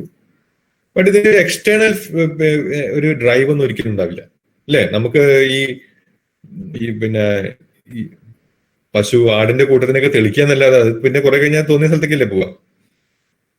അപ്പൊ അതിനെന്താ വെച്ചാൽ അതിന്റെ ഇൻഫർമേഷൻ പ്രോസസ്സിങ്, ഓക്കെ, അതൊരു ഡിസിഷൻ മേക്കിംഗ് ഒക്കെ ഇന്റേണലിയാണ് നടക്കുന്നത്. സോ അതിന്റെ എനർജി ഫോർമേഷൻ, എനർജി കൺവേർഷൻ എന്ന് പറയുന്നത് അത് ഇന്റേണലി കൺവേർട്ട് ചെയ്യുന്നത്, അതൊരു എക്സ്റ്റേണൽ സോഴ്സിലല്ല. ആ ടൈപ്പ്, അതായത് internally generated energy is dissipated to the environment, thereby producing motion. ആ ഒരു സിസ്റ്റത്തിനെയാണ് നമ്മളിപ്പോ ഈ കുറച്ച് കാലമായിട്ട് പറഞ്ഞ ആക്റ്റീവ് മാറ്റർ എന്ന് പറയുന്നത്. Active matter is a non equilibrium system. It's not a conventional non equilibrium system because it produces energy internally. Okay, അപ്പൊ ഈ ഒരു കോമൺ, നമ്മൾ ഫിസിക്സുകാർ ഒരു കാര്യം അനലൈസ് ചെയ്യുമ്പോൾ എന്താ നോക്കുക എന്ന് വെച്ചാൽ ആദ്യം നോക്കുക ഒരുപാട് സിസ്റ്റത്തിന് ഒന്നിച്ച് അപ്ലൈ ചെയ്യാൻ പറ്റുന്ന എന്തെങ്കിലും ഒരു പ്രിൻസിപ്പിൾ എന്നാണ്. അങ്ങനെ ഒരു പ്രിൻസിപ്പിൾ ഉണ്ടെങ്കിൽ നമ്മൾ അതിന് പറയാം അബ്സ്ട്രാക്ഷൻ എന്ന് പറയാം. നമ്മളൊരു അബ്സ്ട്രാക്ട് ആയിട്ട് ഒരു തിയറി ഉണ്ടാക്കും. ഓക്കെ, ഇതിൽ നമുക്ക് കിട്ടി. So we have A new type of non equilibrium system which produce energy internally and then there is A degree of freedom. അതിന് ഏത് ഡയറക്ഷനിൽ മൂവ് ചെയ്യണം എന്നൊക്കെ അതിന്റെ ഡിസിഷനാണ്. ഓക്കെ, അതിന് കൺസ്ട്രെയിൻസ് ഉണ്ടാവാം, but you have that particular, അതിന് നമുക്കൊരു എക്സ്ട്രാ ഫ്രീഡം ആയിട്ട് അതിന് നമ്മൾ കൺസിഡർ ചെയ്യണം. ഓക്കെ, അപ്പൊ ഈ ഒരു കോമൺ, ഈ കാര്യങ്ങളിലൊക്കെ കോമൺ ആയിട്ടുള്ള കാര്യങ്ങൾ നമ്മൾ ഇനി അടുത്തത് നോക്കുന്ന വെച്ചാൽ നമ്മൾ എങ്ങനെ അതിനൊരു തിയറി ബിൽഡ് ചെയ്യാൻ പറ്റുന്നുണ്ട്. അപ്പൊ നമ്മൾ ഇതൊക്കെ നോക്കിക്കഴിഞ്ഞാൽ, ഇപ്പോൾ ഉദാഹരണത്തിന് പല സിസ്റ്റംസ്, നമ്മൾ ബേർഡ് നോക്കാം, ഫിഷ് നോക്കാം, ബാക്ടീരിയ. ഓക്കെ, അതിന് കോമൺ ആയിട്ടുള്ള കാര്യം എന്ന് വെച്ചാൽ അത് ഇന്റേണൽ എനർജി ജനറേഷൻ, അത് ഞാൻ ഓൾറെഡി പറഞ്ഞു കഴിഞ്ഞു. രണ്ട്, freedom to choose direction of motion അല്ലെ. ബേർഡിന് തോന്നിയ സ്ഥലത്തേക്ക് പറന്നു പോവാം. അതിനെ എഫക്ട് ചെയ്യുന്ന ഒരുപാട് ഘടകങ്ങൾ ഉണ്ടാവും, അത് വേറെ കാര്യം, അത് ഇന്ററാക്ഷനിൽ വരുന്നതാണ്. ഓക്കെ, സോ ഇതൊക്കെയാണ് കാര്യങ്ങൾ. അപ്പൊ നമ്മൾ ഇതിന്റെ ഒരു വളരെ ബേസിക്, വളരെ മിനിമൽ ആയിട്ടുള്ള കാര്യങ്ങൾ എടുത്തു കഴിഞ്ഞാൽ നമുക്കൊരു ഡയറക്ഷൻ ഉണ്ടാവും. Okay, we have an internally generated energy that converted into a propulsive motion. നമുക്ക് അതിനൊരു ഡയറക്ഷൻ ഉണ്ടാവും, അതിനൊരു സ്പീഡ് ഉണ്ടാവും. ഒരു എനർജി ഡിസിപ്പേഷൻ ഉണ്ടാവും. ഈ എലിമെന്റ്സ് മാത്രം എടുത്തു കഴിഞ്ഞാൽ ബാക്കി കാര്യങ്ങളൊക്കെ തൽക്കാലം ഇഗ്നോർ ചെയ്യാം. പിന്നെ അതിന്റെ സ്വാഭാവികമായിട്ട് നമ്മൾ നോക്കുന്നതെന്ന് വെച്ചാൽ നമ്മൾ ഈ കാണുന്ന പല പല ടൈപ്പ് കളക്റ്റീവ് മോഷൻസ് ഉണ്ടല്ലോ. നമ്മളിപ്പോ നേരത്തെ കണ്ട സെല്ലിന്റെ കളക്റ്റീവ് മോഷൻ, ഓക്കെ, ഈ പറഞ്ഞ മാമൽ, ഈ ഹേർഡ്സിന്റെയും ഫിഷ് സ്കൂളിന്റെ ഒക്കെ ഫ്ലോക്കിന്റെ കളക്റ്റീവ് മോഷൻ, ആ കളക്റ്റീവ് മോഷൻ കിട്ടാൻ വേണ്ടി എന്തൊക്കെ കാര്യങ്ങളാണ് അഡീഷണലി നമുക്ക് ഇതിൽ ആഡ് ചെയ്യേണ്ടത് എന്നുള്ളതാണ് അടുത്ത ചോദ്യം. ഓക്കെ, അപ്പോൾ നമ്മൾ ഈ സിസ്റ്റം എടുത്തു, സിസ്റ്റത്തിന്റെ ചില ചില കാര്യങ്ങൾ നമ്മൾ അപ്ലൈ ചെയ്യും. Under what condition you get different types of collective motion. അതാണ് അതിന്റെ ഒരു ബേസിക് ഐഡിയ എന്ന് പറയുന്നത്. അപ്പൊ അതിന്റെ ഒരു ഫസ്റ്റ് എന്ന് പറഞ്ഞാൽ ഈ ആക്ടിവേറ്റർ ഒക്കെ വരുന്നതിന് മുമ്പേ നമ്മൾ കൃത്യമായിട്ട് പറഞ്ഞ ഒരു 2095 ഇതിന്റെ ആദ്യത്തെ വളരെ സിമ്പിൾ ആയിട്ടുള്ള, നിങ്ങൾക്കൊക്കെ അത് ശരിക്കും സ്വന്തമായിട്ട് ചെയ്യാവുന്നതേ ഉള്ളൂ, വളരെ സിമ്പിൾ ആയിട്ടുള്ള ഒരു ന്യൂമറിക്കൽ മെത്തേഡാണ് ആദ്യമായിട്ട് ഈ ഡയറക്ഷനിൽ ഇതിൽ ഇംപ്ലിമെന്റ് ചെയ്തത്. ഇതിന് ചെയ്തൊരു ഹംഗേറിയൻ ഫിസിസിസ്റ്റ് ആണ്, തോമസ് വിക്ചെക് എന്നാണ് പുള്ളിയുടെ പേര്. 95 പുള്ളി ആദ്യത്തെ ഈ ഡയറക്ഷനിൽ. വിക്ചെക് അതേ ഈ ഫിസിക്സ് ഫേമസ് ആയിട്ടുള്ള ഒരു പേരാണ്. അപ്പം പുള്ളിയുടെ ഒരു ക്യൂരിയോസിറ്റിക്ക് ആദ്യം ഈ ഒരു അതിന്റെ ഇൻസ്പിറേഷൻ എന്ന് പറയുന്നത് ശരിക്കും ബേർഡ് ഫ്ലോക്സ് ആണ്. അതായത് ഈ സ്റ്റാർലിംഗ് എന്ന് പറഞ്ഞ ഫ്ലോക്ക് അതെങ്ങനെയാണിത് ഒന്നിച്ച് ഇതിൽ ഫ്ലോക്ക് ആയിട്ട് ഇരിക്കുന്നത്, എങ്ങനെ ഈ കളക്റ്റീവ് മോഷൻ സാധ്യമാകുന്നത്. അപ്പൊ ഈ ഇക്വേഷനിൽ നമുക്ക് നോക്കാം. ഇതൊക്കെ വളരെ ഏറ്റവും സിമ്പിൾ ആയിട്ട് മനസ്സിലാവുന്ന ഇക്വേഷനാണ്. ആർ എന്ന് പറഞ്ഞാൽ നമ്മുടെ ഒരു പൊസിഷൻ, ഒരു എന്തെങ്കിലും ആവട്ടെ, you take one arrow, U have A position and you have one arrow, that's it. അപ്പൊ ആ ഒരു പൊസിഷൻ നോക്കിക്കഴിഞ്ഞാൽ അതിന്റെ അടുത്ത ഒരു ടൈം ടിയില്, അടുത്ത time T plus delta T, നിങ്ങൾക്കറിയാം this first order equation, right? R of T plus V delta T, ഈ പ്ലസ് ടുവിനൊക്കെ പഠിച്ചിട്ടുള്ള കാര്യമാണ്. ഓക്കെ, അപ്പൊ വി എന്ന് പറഞ്ഞൊരു വെക്ടർ, നമ്മൾ വേറൊരു കാര്യം എന്ന് വെച്ചാൽ ആ v velocity direction, velocity in 2 dimension. 2 dimension നമുക്ക് വെലോസിറ്റി ഡയറക്ഷൻ ഒരു തീറ്റ, ഒരു വേരിയബിൾ നമുക്ക് ചെയ്യാൻ പറ്റും. നമ്മൾ തീറ്റ എന്ന് പറഞ്ഞ ഒരു ആംഗിൾ, എക്സ് ആക്സിസിന് കറസ്പോണ്ടിങ് ആയിട്ടുള്ള ആംഗിൾ വെച്ച് കഴിഞ്ഞാൽ നമുക്ക് അതിന്റെ വെലോസിറ്റി ഡയറക്ഷൻ കിട്ടും. അതിന്റെ ട്രിക്ക് നടക്കുന്ന വെച്ചാൽ ഈ രണ്ടാമത്തെ ഇക്വേഷനാണ് തീറ്റ ഇക്വേഷൻ. അതിന്റെ ഡയറക്ഷൻ എന്ന് പറയുന്നത് ഈ ഒരു സ്ഥലം വെച്ചാൽ ഈ ഒരു ബ്രാക്കറ്റിലിട്ടത് ഞാൻ പറഞ്ഞുതരാം. ഓക്കെ, ഈ ബ്രാക്കറ്റിലിട്ടതെന്ന് വെച്ചാൽ ഒരു ആവറേജ് ഡയറക്ഷൻ. അതായത് നമ്മളൊരു പാർട്ടിക്കിൾ എടുക്കുക, ഈ പാർട്ടിക്കിളിന്റെ ഡയറക്ഷൻ ഇതാണ്. V define A circle, interaction circle. ഇപ്പൊ ഒരു ബേർഡ് ആയി കഴിഞ്ഞാൽ നമുക്ക് ബേർഡിന് ഒരു 10 കിലോമീറ്റർ ദൂരമൊന്നും കാണാൻ പറ്റില്ലല്ലോ. അതിനൊരു സർക്കിൾ ഉണ്ടാവും, അതിന്റെ ഉള്ളിലുള്ള കാര്യങ്ങളെ കാണാൻ പറ്റുള്ളൂ. അപ്പൊ ഇതിന്റെ ഐഡിയ എന്താന്ന് വെച്ചാൽ you sample all the directions within a circle, you get an overall average direction. അതാണ് ഇത്. You get an average direction plus some noise. Okay, noise എന്ന് പറയുന്നത് എന്തും ആവാം. ഈ ബേർഡ് എപ്പോഴും ഒരു സ്കെയിൽ വെച്ച് വരച്ച പോലെ ഒരു ഡയറക്ഷൻ തന്നെ പോകണമെന്നില്ല, അതിന് നോയ്സ് ആവാം. ഓക്കെ, അതായത് ഇത് ഒരു ബാക്ടീരിയ ആയാലും ബേർഡ് ആയാലും we assume that it samples all the directions and try to align itself to average direction with some noise. വളരെ സിമ്പിൾ ആയിട്ടുള്ള ഒരു സിസ്റ്റമാണ് ഇത്. ന്യൂമറിക്കലി സോൾവ് ചെയ്ത് ഇതൊരു പ്രോഗ്രാമിംഗ് ഒക്കെ താല്പര്യമുള്ള ആൾക്കാരുണ്ടെങ്കിൽ നിങ്ങൾക്ക് 2 ലൈൻ കോഡിൽ നമുക്കിത് ചെയ്യാൻ പറ്റും. ഓക്കെ, അപ്പം അതിൽ കണ്ട കാര്യം എന്താന്ന് വെച്ചാൽ ഈ ഫൗണ്ട് വെരി ഇൻട്രസ്റ്റിംഗ്ലി ഈ found something like a phase transition. അപ്പൊ ഫേസ് ട്രാൻസിഷൻ നമ്മൾ കൺട്രോൾ ചെയ്യുന്നത് എന്താണ്? നമ്മൾ വെലോസിറ്റി സ്പീഡ് നമ്മൾ കൺട്രോൾ ചെയ്തു, സ്പീഡ് നമ്മൾ ഫിക്സ് ചെയ്തു. നമ്മൾ ചേഞ്ച് ചെയ്യുന്നത് ഈ നോയ്സ് പാരാമീറ്റർ ആണ്. ഓക്കെ, ഈ നോയ്സ് പാരാമീറ്റർ ഒരു ക്രിട്ടിക്കൽ വാല്യൂലും താഴെയാകുമ്പോൾ all the arrows are pointing in one direction. Okay, അതിന്റെ ഇടയിൽ നമുക്ക് ഇതുപോലുള്ള ഗ്രൂപ്പുകൾ കിട്ടും. നമ്മൾ എത്ര സിമ്പിൾ ആയിട്ടുള്ള സിസ്റ്റം ആണ് ഈ ഒരു ഫ്ലോക്കിംഗ് ബിഹേവിയർ അതിൽ കണ്ടുള്ളത്. ഞാൻ പറഞ്ഞു എന്താ വെച്ചാൽ ഈ ഒരു വളരെ സിമ്പിൾ ആയിട്ടുള്ള ഒരു മോഡലില് സോ നമ്മൾ അതിന്റെ പൊസിഷൻ അപ്ഡേറ്റ് ചെയ്യാം. Okay, with velocity. പിന്നെ അതിന്റെ ഒരു velocity direction that we are going to update according to this rule. പിന്നെ ഇതിന്റെ ഒരു നോയ്സ് സ്ട്രെങ്ത് എന്ന് പറയുന്നത് ഈ സാധനം ഒരു ഓർഡർ പാരാമീറ്റർ ആയിട്ട് വെച്ച് കഴിഞ്ഞാൽ will find get phase transition.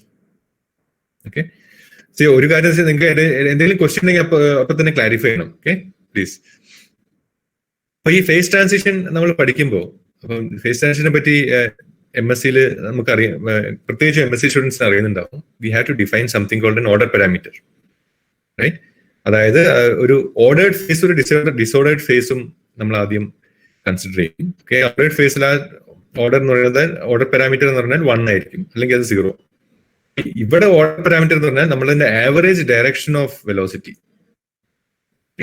So if all the particles are moving in one direction, if all the particles are moving, then the average velocity 1. അല്ലെങ്കിൽ എന്താണെന്ന് വെച്ചാൽ നമ്മൾ അതിന്റെ ഡോട്ട് പ്രോഡക്റ്റ് എടുത്തു കഴിഞ്ഞാൽ അത് ക്യാൻസൽ ആയി പോകും. If all are disordered, it be 0. So they find this transition. But see, phase transition എന്ന് പറയുന്നത് നമ്മൾ സാധാരണ ഇക്വിലിബ്രിയം സിസ്റ്റത്തിലാണ് കണ്ടുവരുന്നത്, അല്ലെ? ഇതൊരു നോൺ ഇക്വിലിബ്രിയം ഫേസ് ട്രാൻസിഷൻ ആയിട്ട് കൺസിഡർ ചെയ്യാൻ പറ്റും. Okay, so we found a kind of a phase transition. അതാണ് ഈ വളരെ സിമ്പിൾ ആയിട്ടുള്ള ഒരു വർക്കാണ്. പക്ഷെ അതിന്റെ ഒരു പ്രത്യേകത വെച്ചാൽ we find something like a phase transition. ഈ ഫേസ് ട്രാൻസിഷൻ ഇതിന് ഒരു സാധാരണ ഇക്വിലിബ്രിയം സിസ്റ്റത്തിന്റെ ഫേസ് ട്രാൻസിഷനായിട്ടുള്ള പല സിമിലാരിറ്റീസ് ഉണ്ട് എന്നുള്ളതാണ്. ഓക്കെ, അതാണ് നമുക്ക് അതിന്റെ ഒരു ഫേസ് ട്രാൻസിഷൻ, നമ്മൾ ഇക്വിലിബ്രിയം സിസ്റ്റത്തിൽ ഫേസ് ട്രാൻസിഷൻ എടുത്താൽ നമ്മൾ ഫസ്റ്റ് ഓർഡർ ആണോ സെക്കൻഡ് ഓർഡർ ആണോ ഒക്കെ നമുക്കറിയാൻ പറ്റും. ഓക്കെ, അതിൽ ആ രീതിയിൽ ഒരുപാട് സ്റ്റഡീസ് ഒക്കെ നടന്നിട്ടുണ്ട്. ഞാൻ ഒരു എക്സാമ്പിൾ എന്ന് പറഞ്ഞ രീതിയിൽ പറഞ്ഞതാണ്, വളരെ സിമ്പിൾ ആയിട്ടുള്ള ഒരു സിസ്റ്റം. ഇതില് പിന്നെയും സർപ്രൈസിങ് ആയിട്ടുള്ള കുറെ എലിമെന്റ്സ് ഉണ്ട്. ഒന്ന്, ഈ ഒരു മോഡലിന്റെ ഒരു ബേസിക് ഇൻസ്പിരേഷൻ എന്ന് പറയുന്നത് magnetic system, magnetic spin system. അതായത് നമുക്ക് മാഗ്നറ്റിക് ഫേസ് ട്രാൻസിഷൻസ്, അതായത് ഫെറോ മാഗ്നറ്റിക് ട്രാൻസിഷൻ പഠിക്കാൻ പറ്റിയ ഒരു മോഡൽ എന്ന് പറയുന്നത് XY മോഡൽ എന്ന് പറയുന്ന സാധനമാണ്. So we define magnetic spins, അതിനൊരു ആരോ ആയിട്ട് ഡിഫൈൻ ചെയ്യും. അപ്പൊ അതിനെ നമ്മൾ ഒരു ലാറ്റിസിൽ അറേഞ്ച് ചെയ്യും. It cannot move. Okay, assume that they are arranged on a lattice. അതാണ് magnetic system. Now you have an energy, ഇത് ഹാമിൽട്ടോണിയൻ ആണ്. എനർജി എന്ന് പറഞ്ഞാൽ നമുക്കൊരു ഇന്ററാക്ഷൻ വരും. So energy will be minimised if all of them are pointing in one direction. അതായത് ഓരോ ആരോസും SI, SJ, ഓക്കെ, ഇതിന്റെ മിനിമം എപ്പോഴാണ് വരിക വെച്ചാൽ SI equal to SJ, right? SI dot SJ will be 1. There is a minus sign, so it will be minimum. So energy minimize ചെയ്യുന്നത് when they are all aligned in one direction. പക്ഷെ അതിന്റെ ഒരു പ്രത്യേകത എന്താ വെച്ചാൽ, so you will never get a global orientation in this case. So you will never get a state where all the arrows everywhere are pointing in one direction. In 2D, if you take a 2D system, it's impossible. അപ്പൊ അതൊരു തിയറാണ്. അതിന് പറയുന്നത് മെർമിൻ Wagner തിയർ എന്നാണ് പറയുന്നത്. അതായത് magnetic സിസ്റ്റത്തിൽ നമ്മൾ ഒരു ലാറ്റിസിൽ നമ്മൾ ഫിക്സ് ചെയ്ത ആരോസ് ഒരിക്കലും they never orient all of them in one direction. Okay, അത് തിയററ്റിക്കലി പ്രൂവ് ചെയ്തിട്ടുള്ള കാര്യമാണ്. For dimension less than or equal to 2, 3 ഡയമെൻഷനിൽ പോസിബിൾ ആണ്. ഓക്കെ, പക്ഷെ ഇത് ഈ ഒരു കാര്യത്തിൽ വരുമ്പോൾ you already break the Mermin Wagner theorem. You will get a global orientation. Okay, so അങ്ങനെ കുറെ സർപ്രൈസിംഗ് ഉള്ള കാര്യത്തിൽ വളരെ സിമ്പിൾ ആയിട്ടുള്ള ഒരു സിസ്റ്റത്തിൽ തന്നെ നമുക്ക് ഒരുപാട് കാര്യങ്ങൾ കാണാൻ പറ്റി. ഓക്കെ, പിന്നെ ഈ ഒരു സിസ്റ്റം ഇതൊരു ന്യൂമറിക്കൽ മോഡലാണ്. അതായത് ഒരു ഡിസ്ക്രീറ്റ് സിസ്റ്റം ആണ്. നമ്മൾ ഓരോ പോയിന്റ്സ് എടുത്തിട്ട് അതിന് വെലോസിറ്റി അസ്യൂം ചെയ്യും, അല്ലെ? പിന്നെ വേറൊരു അപ്രോച്ച് എങ്ങനെയാന്ന് വെച്ചാൽ we will define field. Okay, we will define continuous systems. Okay, അപ്പൊ ഇതാണ് ഒരു ഫീൽഡ് ഇക്വേഷൻ. നമുക്ക് ഇക്വേഷനെ പറ്റി അധികം നോക്കണ്ട. ഓക്കെ, ഞാൻ അത് വെറുതെ അവിടെ അത്ര കോംപ്ലിക്കേറ്റഡ് ഒന്നല്ല, പക്ഷെ just don't get scared of that. നമുക്ക് ഒരു ഫീൽഡ് ഇക്വേഷൻ പ്രൊഡ്യൂസ് ചെയ്യുമ്പോൾ കുറെ അസംപ്ഷൻ. ഉദാഹരണത്തിന് ഈ ഒരു ബിഗ്സ്റ്റെക്കിന്റെ മോഡൽ നമ്മൾ യൂസ് ചെയ്തത് എന്താന്ന് വെച്ചാൽ എല്ലാം ഒരു പോയിന്റ് ടൈപ്പ് പാർട്ടിക്കിൾസ് ആണ്. അത് തമ്മിൽ ഇന്ററാക്ഷൻ എന്ന് പറഞ്ഞാൽ ആകെ ഈ ആരോസ് തമ്മിലുള്ള അലൈൻമെന്റ് മാത്രമേ ഇന്ററാക്ഷൻ ഉള്ളൂ. പക്ഷെ നേരെ മറിച്ച് റിയൽ സിസ്റ്റത്തിൽ അങ്ങനെ ഇല്ലല്ലോ. നമ്മൾ 2 ബേർഡ് ഒരുപോലെ നടന്നു കഴിഞ്ഞാൽ അത് കൊളൈഡ് ചെയ്യും. ഓക്കെ, അതൊന്നും ഇതിൽ കൺസിഡർ ചെയ്തിട്ടില്ല. അത്രയും സിമ്പിൾ സിസ്റ്റം ആണ്. പക്ഷെ നമ്മൾ കൊളൈഡ് ചെയ്യുന്നത് ആ ഒരു ഇന്ററാക്ഷൻ വരുമ്പോൾ, വെൻ 2 എലിമെന്റ്സ് ആർ കൊളൈഡിങ്, അപ്പൊ നമുക്ക് അതിന്റെ ഒരു ഇന്ററാക്ഷൻ എക്സ്ട്രാ നമുക്ക് ആഡ് ചെയ്യേണ്ടി വരും. അപ്പൊ അതിന്റെ ഷേപ്പ് ഒരു മാറ്റർ, ഒരു ഇഷ്യൂ ആണ്. ഉദാഹരണത്തിന് നമുക്കൊരു ഇലോങ്ങേറ്റഡ് റോഡ് ഷേപ്ഡ് അല്ലെങ്കിൽ നീഡിൽ ഷേപ്ഡ് സാധനങ്ങൾ ഉണ്ടെങ്കിൽ, ഓക്കെ, നമ്മൾ അതിനൊരു ഇതിൽ പാക്ക് ചെയ്ത് കഴിഞ്ഞാൽ വാട്ട് വിൽ വി ഗെറ്റ്? നമ്മൾ അത് ഒരിക്കലും ക്രിസ് ക്രോസ് ആയിട്ട് അറേഞ്ച് ചെയ്യില്ല. നമ്മൾ അതൊക്കെ എപ്പോഴും അതിനൊരു അലൈൻമെന്റ് ഉണ്ടാവും. Okay, either parallel or anti parallel. See 2 rods are coming close together. Okay, ആ സിസ്റ്റം നമ്മൾ ലിക്വിഡ് ക്രിസ്റ്റലിൽ പഠിക്കുന്നത്, അല്ലെ? We know that liquid crystal has these phases, aligned phases. Liquid crystal എന്ന് പറഞ്ഞാൽ അതിന് ഇലോങ്ങേറ്റഡ് മോളിക്യൂൾസ് ആണ്. അതിന്റെ ഡെൻസിറ്റി ഒരു പ്രത്യേക ഡെൻസിറ്റിയിൽ കൂടിക്കഴിഞ്ഞാൽ it goes to a phase transition. അതായത് അതിന്റെ പൊസിഷൻ നോക്കിക്കഴിഞ്ഞാൽ അത് വിൽ ബി ഡിസോർഡേഡ്. അതിന്റെ ഓറിയന്റേഷൻ നോക്കിക്കഴിഞ്ഞാൽ അതിൽ ഓർഡർ ഉണ്ടാവും. അതാണ് ലിക്വിഡ് ക്രിസ്റ്റലൈൻ ഓർഡർ എന്ന് പറയുന്നത്. അപ്പൊ അങ്ങനെ പല ടൈപ്പ് ഓർഡർ നമ്മൾ കൺസിഡർ ചെയ്യാം. Okay, so if you have head tail symmetry, that's polar active particle. Polar പാർട്ടിക്കിൾസിന് ഉദാഹരണമാണ് ഈ ലിവിംഗ് ഓർഗാനിസംസ് ഒക്കെ. So all living organism has an head or tail. Apolar active particle, you can have like some synthetic particles, right? Synthetic particles in head tails entry ഉണ്ടായിക്കൊള്ളുന്നില്ല. അങ്ങനെ പല പല examples ഉണ്ടാവും. We don't have to go to the details. Okay, so നമ്മുടെ experimental system എടുത്താലും നമുക്ക് ഇതിന്റെ alignment കാണാം. See, you look at this picture of bacteria. ബാക്ടീരിയയുടെ നോക്കിക്കഴിഞ്ഞാൽ see, they are not only they are grouping together, there is an alignment. So നമ്മളൊരു field equation എഴുതുമ്പോൾ നമ്മൾ ഇതൊക്കെ കൺസിഡർ ചെയ്യണം. Will have a vector which specify the alignment, will have the vector which specify the position, et cetera et cetera. Okay, so ഇതൊക്കെ കുറെ examples ആണ്. This is an example of some intercellular filaments, right? സെല്ലിന്റെ ഉള്ളിലുള്ള കുറെ filaments, അത് active system ആണ്. They move together. അപ്പൊ നമ്മൾ നോക്കിക്കഴിഞ്ഞാൽ അതിനൊരു അലൈൻമെന്റ്, ഒരു arrow at every point you have N alignment. Okay, now this is the definition of that field. So rho എന്ന് പറഞ്ഞാൽ ഡെൻസിറ്റി ഫീൽഡ് എന്ന് പറയും. So whether one position is occupied or not, അതാണ് density. P can be your polarity. Okay, all this alignment field. പിന്നെ ചെയ്യുന്നത് നമ്മൾ അതിന്റെ ഒരു കണ്ടിന്യൂറ്റി ഇക്വേഷൻ എഴുതുന്നതാണ്. കണ്ടിന്യൂറ്റി ഇക്വേഷൻ നിങ്ങൾക്ക് അറിയുന്നുണ്ടാവും. അതാണ് എപ്പോഴും സ്റ്റാർട്ടിംഗ് പോയിന്റ് എന്ന് പറയുന്നത് ഒരു നോൺ ഇക്വിലിബ്രിയം സിസ്റ്റത്തിന്റെ. Okay, rate of change of some density will be equal to minus gradient of some current. അതാണ് അത്രയുള്ള കണ്ടിന്യൂസ് ഇക്വേഷൻ. ആ കറന്റ് നമ്മൾ എക്സ്പാൻഡ് ചെയ്യുമ്പോഴാണ് ഈ ടേംസ് കിട്ടുന്നത്. പിന്നെ നമ്മൾ അടുത്തത് കണ്ടിന്യൂറ്റി ഇക്വേഷനിൽ will have a source term, a source of energy, okay, a source of polarity. A source term എന്ന് പറയുന്നത് ഈ ഒരു ഫ്രീ എനർജിന്ന് ഡിഫൈൻ ചെയ്യുന്നതാണ്. ഇതിലാണ് അതിന്റെ ഈ ആക്റ്റീവ്. ഞാൻ ഇതിന്റെ ഡീറ്റെയിൽസിലേക്ക് ഞാൻ പോകുന്നില്ല. I am saying that this is the way it has been treated. Okay, so അതിന്ന് നമ്മൾ ഈ ഒരു രീതിയിലേക്ക് കൊണ്ടുവന്നു. അപ്പം സോ ഇപ്പൊ ഇതിന്റെ ഡീറ്റെയിൽസിലേക്ക് പോകുന്നതിന് പകരം let me just introduce some other type of system. Okay, അപ്പൊ ഇതിൽ ഞാൻ പറഞ്ഞു we can have different types of ordering. So we can have ordering in the sense that we can all the particles can come together and form a group.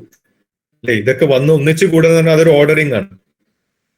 അതിന് പകരം ഈ disorder ആയിട്ട് അവിടെ ഇവിടെ ഈ സ്കാറ്റേർഡ് ആയിരിക്കുന്നതിന് പകരം അതൊക്കെ ഒന്നിച്ചൊരു ഗ്രൂപ്പായി വരുന്നത് one type of ordering. That's called density ordering. Other type of ordering is called alignment ordering. അതൊക്കെ വന്ന് ഒരു പ്രത്യേക ഡയറക്ഷനിൽ അലൈൻ ചെയ്ത് കഴിഞ്ഞാൽ അത് വേറെ ടൈപ്പ് ഓർഡറിംഗ് ആണ്. അപ്പൊ നമ്മൾ ഇതിൽ കാണുന്നത് we only study alignment ordering, polarity ordering. പക്ഷെ അത് മാത്രമല്ല, we have to consider other types of ordering also. അപ്പം ഈ ഓർഡറിംഗിനെ പറ്റി പഠിക്കുന്ന വളരെ സിമ്പിൾ ആയിട്ടുള്ള ഒരു system. Talk about these spherical particles. Okay, spherical particle ആകെയുള്ള ഓർഡറിംഗ് അതിന് ഡയറക്ഷൻ ഉണ്ടാവില്ല. ഓക്കെ, if you take spherical particle, it has no direction, so there will not be any alignment. Very simple system ആണ്. അത് അത്ര complicated ആയിട്ടുള്ള പല പല ടൈപ്പ് ടേംസിനൊന്നും നമുക്ക് ഇൻട്രൊഡ്യൂസ് ചെയ്യേണ്ട കാര്യമില്ല. പക്ഷെ ഈ ഒരു system that is similar to some type of bacteria. അപ്പൊ ഞാൻ ഈ ഒരു ഒബ്സർവേഷൻ പറ്റി പറയാം. ഇതിൽ എന്താണെന്ന് വെച്ചാൽ ഈ ഒരു മിക്സ്റ്റോകോക്കസ് സ്റ്റാൻഡസ് എന്നാണ് ഈ ബാക്ടീരിയയുടെ പേര്. അപ്പൊ ആ ബാക്ടീരിയ നമ്മൾ ആദ്യം എടുത്തു കഴിഞ്ഞാൽ അതിനൊരു മീഡിയ ഉണ്ടാവും. ഓക്കെ, ഇത് ബയോളജിക്കൽ എക്സ്പെരിമെന്റ് ആണ്. ഇപ്പൊ ഫിസിസിസ്റ്റുകൾ അത് ചെയ്തു തുടങ്ങി. ഓക്കെ, ബയോളജിയുടെ കയ്യിൽ നിന്ന് പഠിച്ചിട്ട് നമ്മൾ ആദ്യം അതിൽ ബാക്ടീരിയനെ ഗ്രോ ചെയ്യും. ആ ഒരു ഫീൽഡിൽ ഒരു മീഡിയത്തിൽ അതിനൊരു ന്യൂട്രിയൻ മീഡിയ ഒക്കെ ഉണ്ടാവും. ഇവര് ഈ ബാക്ടീരിയ മൂവ് ചെയ്യാൻ പറ്റും. ഓക്കെ, ഈ ഫീൽഡ് ഈ ഒരു സോഫ്റ്റ് ആയിട്ടുള്ള ഒരു നമ്മള് ജാമ് പോലെ ജെല്ലി പോലത്തെ ഒരു സാധനത്തിന്റെ മുകളിലാണ് ഇതിനെ ഗ്രോ ചെയ്യുന്നത്. ഇതിന്റെ മുകളിൽ ജെല്ലിയുടെ മുകളിൽ കൂടി ഇതിന് മൂവ് ചെയ്യാൻ പറ്റും. അതെങ്ങനെയാ വെച്ചാൽ അതിനൊരു ആങ്കറിങ് പോലത്തെ ഒരു സാധനം അത് ത്രോ ചെയ്തിട്ട് അതിനെ പുഷ് ചെയ്ത് മൂവ് ചെയ്യുക. ഇതില് ഇൻട്രസ്റ്റിംഗ് ആയിട്ട് കണ്ടതെന്ന് വെച്ചാൽ കുറച്ച് സമയം കഴിയുമ്പോൾ ഇതിങ്ങനെ ഈ ഒരു ഷേപ്പിലേക്ക് വരും.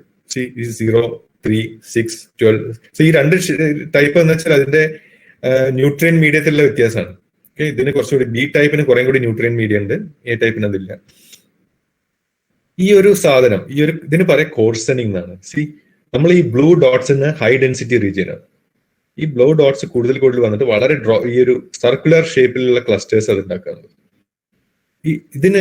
നമുക്കിത് ഈ ഫിസിക്സ് പഠിക്കുന്നവർക്ക് മനസ്സിലാവും. It's very similar to a phase separation. അതായത് നമ്മൾ കാണാൻ ഒരു തണുപ്പുള്ള ദിവസം നമ്മൾ ഈ ഗ്ലാസിന്റെ ഡോറിലൊക്കെ വന്നു കഴിഞ്ഞാൽ വെള്ളം പറ്റി പിടിക്കില്ലേ, കണ്ടൻസേഷൻ. വെള്ളം പറ്റി പിടിച്ചു കഴിഞ്ഞാൽ ചെറിയ ഡ്രോപ്ലെറ്റ്സ് വന്നിട്ട് ഒരു വലിയ വലിയ ഡ്രോപ്ലെറ്റ് ആയിട്ട് കോഴ്സൺ ചെയ്ത് വരും. ഈ ഒരു പ്രോപ്പർട്ടിയാണ് ഇതിൽ കാണുന്നത്. പക്ഷെ നമ്മളെ ഗ്ലാസ്സിൽ വെള്ളം പറ്റി പിടിക്കുന്നത് ഒരു ഇക്വിലിബ്രിയം പ്രോപ്പർട്ടിയാണ്. ഇതൊരു നോൺ ഇക്വിലിബ്രിയം പ്രോപ്പർട്ടി. ഈ ബാക്ടീരിയ എന്ന് പറയുന്നത് മൂവ് ചെയ്യുന്നതാണ്. It's A non equilibrium system. It's burns energy. അപ്പൊ ഈ സിമിലാരിറ്റി ഭയങ്കര ഇൻട്രസ്റ്റിംഗ് ആയിട്ട് തോന്നി. ഇതിന് പല സിസ്റ്റത്തിൽ കാണുന്നുണ്ട്. പല ഓക്കെ. സോ ക്ലാമി ഡൊമിനാസ് എന്ന് പറഞ്ഞ ആൽഗെ സിസ്റ്റം ആണ്. അതിലും കാണുന്നുണ്ട് ഇതുപോലെ density ordering. So we call it density ordering. അതിന് ഓറിയന്റേഷൻ ഒന്നും ഇല്ല, അതുകൊണ്ട് ഓറിയന്റേഷൻ ഓർഡറിംഗ് ഇല്ല. പക്ഷെ ഇതിന്റെ ഒരു പ്രത്യേകത എന്താണെന്ന് വെച്ചാൽ ഇതിന്റെ ഓർഡറിംഗ് നോൺ ഇക്വിലിബ്രിയം സിസ്റ്റം ആണ്. രണ്ടാമത്തെ ഒരു കാര്യം, നമ്മളൊരു ഇക്വിലിബ്രിയം സിസ്റ്റം എടുക്കുക. ഉദാഹരണത്തിന് നമ്മൾ ഡെൻസിറ്റി ഓർഡറിംഗ് കാണുന്ന ഒരു സിസ്റ്റം ഏതാണ്? വേപ്പർ ടു ലിക്വിഡ് ട്രാൻസിഷൻ, അല്ലേ? Vapour has no ordering. All the particles are moving freely in space. Liquid എന്ന് പറഞ്ഞാൽ എന്താണ്? Vapours, molecules come together and form this dense system. Condense ചെയ്യുന്നതാണ് liquid. Okay. So which will be the higher energy state? നമുക്കറിയാം, നമ്മളൊരു glass liquid എടുത്ത് അത് ചൂടായി കഴിഞ്ഞാൽ, നമ്മൾ ചൂടാക്കുന്ന പറഞ്ഞാൽ എനർജി കൊടുക്കുക ചെയ്യുന്നത്. എനർജി കൊടുത്തു കഴിഞ്ഞാൽ നമ്മൾ ഡിസോർഡർ സ്റ്റേറ്റിലേക്ക് വരും. So energy disorders in equilibrium systems. ഇതിലെന്താ ഉണ്ടാവുന്ന വെച്ചാൽ ഈ ഫൈൻഡ് ദിസ് ട്രാൻസിഷൻ കൂടുതൽ മൂവിങ് ഫ്രീഡം ഉള്ള, അതായത് കൂടുതൽ മോട്ടൈൽ ആയിട്ടുള്ള ബാക്ടീരിയ ആണ് കൂടുതൽ ഇതുപോലുള്ള ഡെൻസ് ഓർഡേർഡ് സ്റ്റേറ്റ് ഉണ്ടാക്കുന്നത്. അതായത് കൂടുതൽ ഫാസ്റ്റർ ആയിട്ട് മൂവ് ചെയ്യുന്ന bacteria they form this order system. അതായത് മൂവ് ചെയ്യാൻ പറ്റാത്ത സാധനത്തിന് ഓർഡർ സിസ്റ്റം ഉണ്ടാക്കാൻ പറ്റില്ല, ഓർഡേർഡ് ഫേസസ് ഉണ്ടാക്കാൻ പറ്റില്ല. അതായത് ഇതിന്റെ നേരെ കൗണ്ടർ ഇൻഡ്യൂറ്റീവ് ആയിട്ടുള്ള കാര്യങ്ങളാണ് നമ്മൾ ഇതിൽ കാണുന്നത്. സാധാരണ ഇക്വിലിബ്രിയം സിസ്റ്റത്തിലെ if you pump energy it becomes more disordered. Here we pump energy, we don't pump, we give the nutrients, the bacteria burn more energy, and then you get an ordered system. Which is exactly opposite to what we see. Okay, so ആ കാര്യങ്ങൾ അതൊരു ആക്റ്റീവായിട്ട് ഇപ്പം നടന്നുകൊണ്ടിരിക്കുന്ന സാധനം. ഇപ്പം ഇത് നമ്മൾ ഇതിനൊരു വളരെ സിമ്പിൾ ആയിട്ട് നമുക്ക് ഇതൊരു spherical particle ആയതുകൊണ്ട് we can make a simple numerical system like that, right? We consider two spherical particles. Each of them can move in some direction, whether it be bacteria ആവാം, അല്ലെങ്കിൽ ഏതെങ്കിലും ഒരു സിന്തറ്റിക് സിസ്റ്റം ആവാം. We allow them to propel in some direction with a constant speed. ആ speed move ചെയ്ത് കഴിഞ്ഞാൽ എന്തുണ്ടാവും? They can come close to each other. Beyond a certain distance they cannot come because they collide. Okay, so അപ്പൊ നമുക്കത് change ചെയ്യാൻ പറ്റുന്ന we can increase the energy of the system by increasing the motility. അതിന്റെ speed കൂടിക്കഴിഞ്ഞാൽ അതൊരു parameter ആയിട്ട് എടുക്കാം.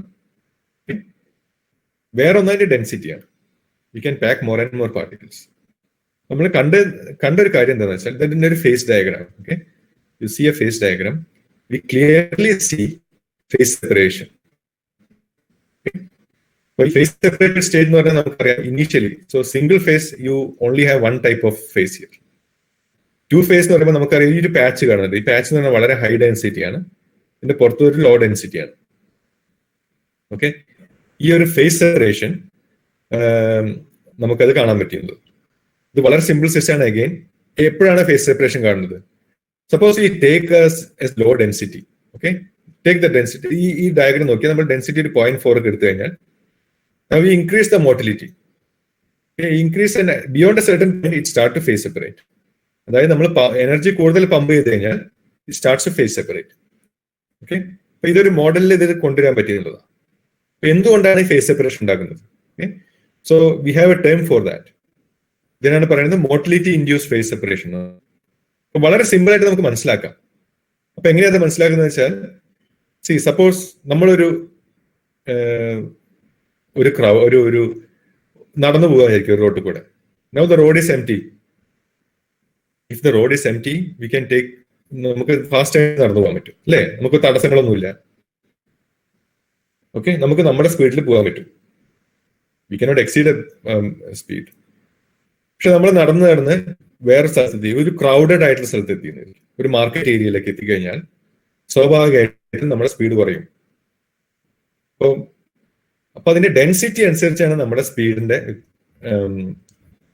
എങ്ങനെയാണെന്ന് ഡിസൈഡ് ചെയ്യുന്നത്. ഒരു ഡെൻസ് ആയിട്ടുള്ള ഏരിയയിൽ വന്നു കഴിഞ്ഞാൽ സ്പീഡ് കുറയും. Self Propel system. So this particle is moving like this. Let me explain this. Okay, so you have a bunch of particles, another particle is moving, right? ആ ഡെൻസ് സിസ്റ്റത്തിൽ എത്തുമ്പോൾ അതിന്റെ സ്പീഡ് സ്വാഭാവികമായിട്ട് കുറയും. അപ്പൊ ഈ ഡെൻസ് സിസ്റ്റം ഈ ഒരു സിസ്റ്റത്തിന്റെ പാർട്ടായിട്ട് ഇത് മാറുന്നുള്ളതാണ്. നമ്മളൊരു ക്രൗഡിൽ എത്തുമ്പോൾ ക്രൗഡിന്റെ ഉള്ളിൽ നമുക്ക് മൂവ് ചെയ്യാൻ പറ്റില്ല. So will be part of the crowd. So crowd എന്ന് പറയുന്നത് ഇൻക്രീസ് ചെയ്യാണ്. Another one comes, then goes to this crowd and then become a part of this crowd. അതായത് we have this density is inversely proportional to the speed. Okay, അതാണ് വളരെ simple ആയിട്ടുള്ള ഒരു relation നമ്മൾ assume ചെയ്യാം. പിന്നെ നമുക്ക് കൃത്യമായിട്ട് കാണാൻ പറ്റും ഏതൊക്കെ കേസിലാണ് ഈ ഫേസ് സെപ്പറേഷൻ ഉണ്ടാകുന്നത്. ഇത് വളരെ ലീനിയർ, സിംപ്ലിഫൈഡ്, നമുക്ക് ഇൻറ്റ്യൂട്ടീവ് ആയിട്ട് മനസ്സിലാക്കാനുള്ളത്. അതായത് നമ്മളൊരു സ്പീഡ്, അതായത് ഒരു യൂണിഫോം സ്പീഡ് ഇനീഷ്യലി നമ്മൾ അസ്യൂം ചെയ്തു. Okay, we assume a uniform speed. That's your speed, your normal speed of traveling. Okay, at some density. Density could be low. Now, locally we increase the density. We increase the perturbation. So, V of rho 0 plus del rho. നമുക്ക് അറിയാം അങ്ങനെ ഒരു perturbation വന്നു കഴിഞ്ഞാൽ we can take this as a Taylor expansion. Taylor expansion നിങ്ങൾ പഠിച്ചിട്ടുണ്ടാവും. It's very simple. This is the initial original velocity. You take the first derivative times this difference, and there will be higher order terms that we neglect.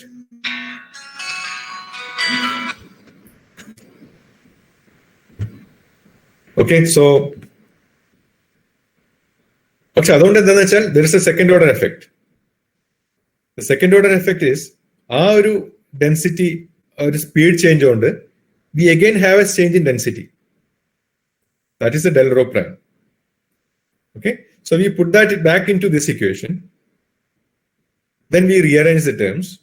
We'll see the relation. So conditions when the phase separation occurs. The phase separation എപ്പോഴുണ്ടാവുന്ന വെച്ചാൽ ഈ രണ്ടാമത്തെ del rho prime അതായത് speed കൊണ്ട് ഉണ്ടാവുന്ന density change, ആ density change original density ചേഞ്ചിനേക്കാളും വലുതാണെങ്കിൽ, so that perturbation will grow. We'll find a phase separation. That's a very linear theory. The actual theory is quite complicated. Okay, പക്ഷെ ഇത് നമുക്ക് മനസ്സിലാക്കാൻ വേണ്ടിയുള്ള ഒരു തിയറി ആണല്ലോ. അപ്പം ഇതിന്റെ ഒരു വേറെ പ്രത്യേകത വെച്ചാൽ, സോ എത്ര സമയം ഇനി എടുക്കാൻ പറ്റും സാറേ? എത്ര സമയം കൂടി ഉണ്ട് സ്ലൈഡ്സിന്റെ ഒരു പ്ലാൻ അനുസരിച്ച്? ഞാൻ വേണമെങ്കിൽ വൈൻഡപ്പ് ചെയ്യാം, അധികം ഡീറ്റെയിൽസിൽ പോവാതെ. അങ്ങനെയാണെങ്കിൽ നമുക്ക് ഡിസ്കഷന് കുറച്ച് സമയം കൊടുക്കുന്ന രീതിയിൽ ഒരു 5 to 10 minutes കൊണ്ട് വൈൻഡപ്പ് ചെയ്താൽ. 5 to 10 minutes. Okay, ശരി 5 to 10 minutes കൊണ്ട് വൈൻഡപ്പ് ചെയ്യാം. ശരി.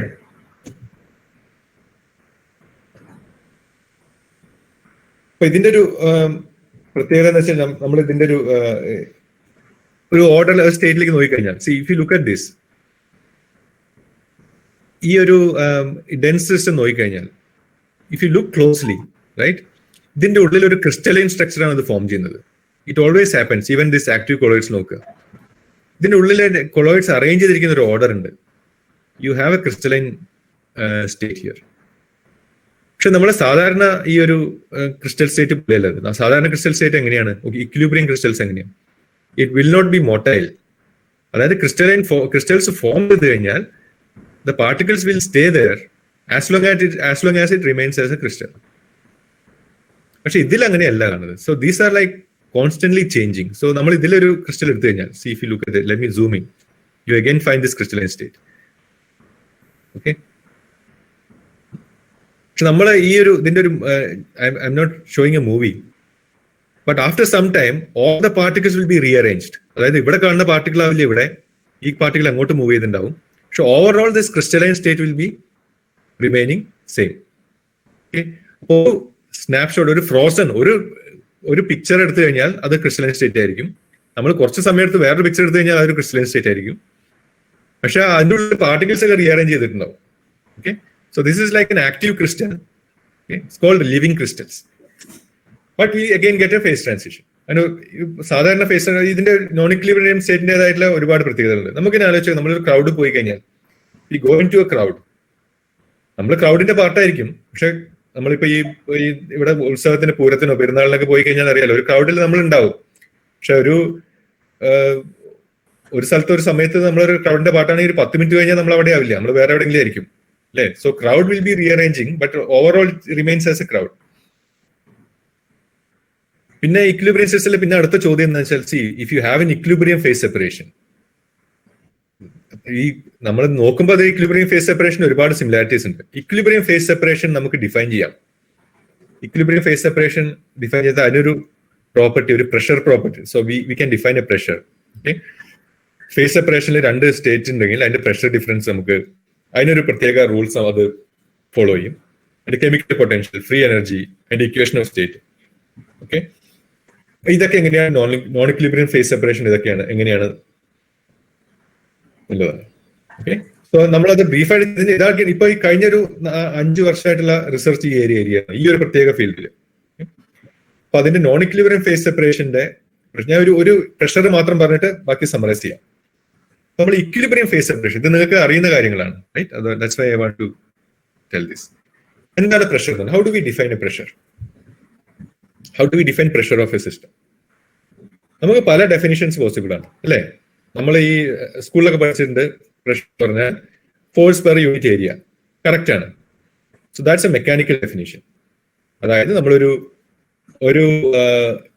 സർഫസ്, അത് ഇമേജിനറി ആവാം അല്ലെങ്കിൽ റിയൽ സർഫസ് ആവാം, അതിന്റെ മുകളിൽ ടോട്ടൽ മെഷർ ചെയ്യുന്ന ടോട്ടൽ ഫോഴ്സ് അതിന്റെ ഏരിയനെ കൊണ്ട് ഡിവൈഡ് ചെയ്ത് കഴിഞ്ഞാൽ വിൽ ഗെറ്റ് എ പ്രഷർ. അത് നമ്മൾ വളരെ സിമ്പിൾ ആയിട്ടുള്ള ഡെഫിനിഷൻ. വേറൊരു ഡെഫിനിഷൻ എന്ന് പറഞ്ഞാൽ പ്രഷർ ആസ് ഇൻ നമ്മളിപ്പോ ഇരിക്കുമ്പോൾ നമുക്കൊരു എയർ പ്രഷർ ഫീൽ ചെയ്യുന്നുണ്ട് അല്ലെ. It's A bulk pressure. അതായത് അതിന്റെ ഒരു ബൾക്ക് പ്രോപ്പർട്ടി, അതായത് ഈ സർഫസ് ഒന്നും ഇല്ലെങ്കിലും ഒരു പ്രഷർ അവിടെ എക്സിസ്റ്റ് ചെയ്യുന്നുണ്ട്. ആ പ്രഷറിന്റെ ഒറിജിൻ എന്താണ്? The origin of that pressure is the interaction of the molecules. അതായത് ഈ മോളിക്യൂൾസ് കണ്ടിന്യൂസ് ആയിട്ട് ഇന്ററാക്ട് ചെയ്യുന്നുണ്ട്. U have A bulk pressure.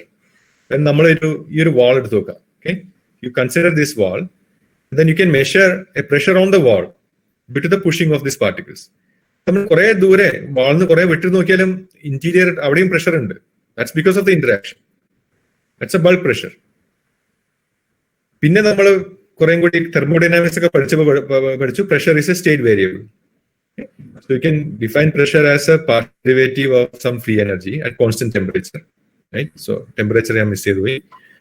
So this is a state variable. So there are 3 definitions. Okay, but equilibrium system, all these 3 definitions are identical. So 1 is related to 2, 2 is related to 3, and 1 is related to 3. We have expressions connecting all these. Okay, so mechanical definition bulk pressure നമുക്ക് വിരിയൽ theorem എന്ന് പറഞ്ഞ സാധനം കൊണ്ട് ചെയ്യാൻ പറ്റും. Okay, എല്ലാത്തിനും relation ഉണ്ട്.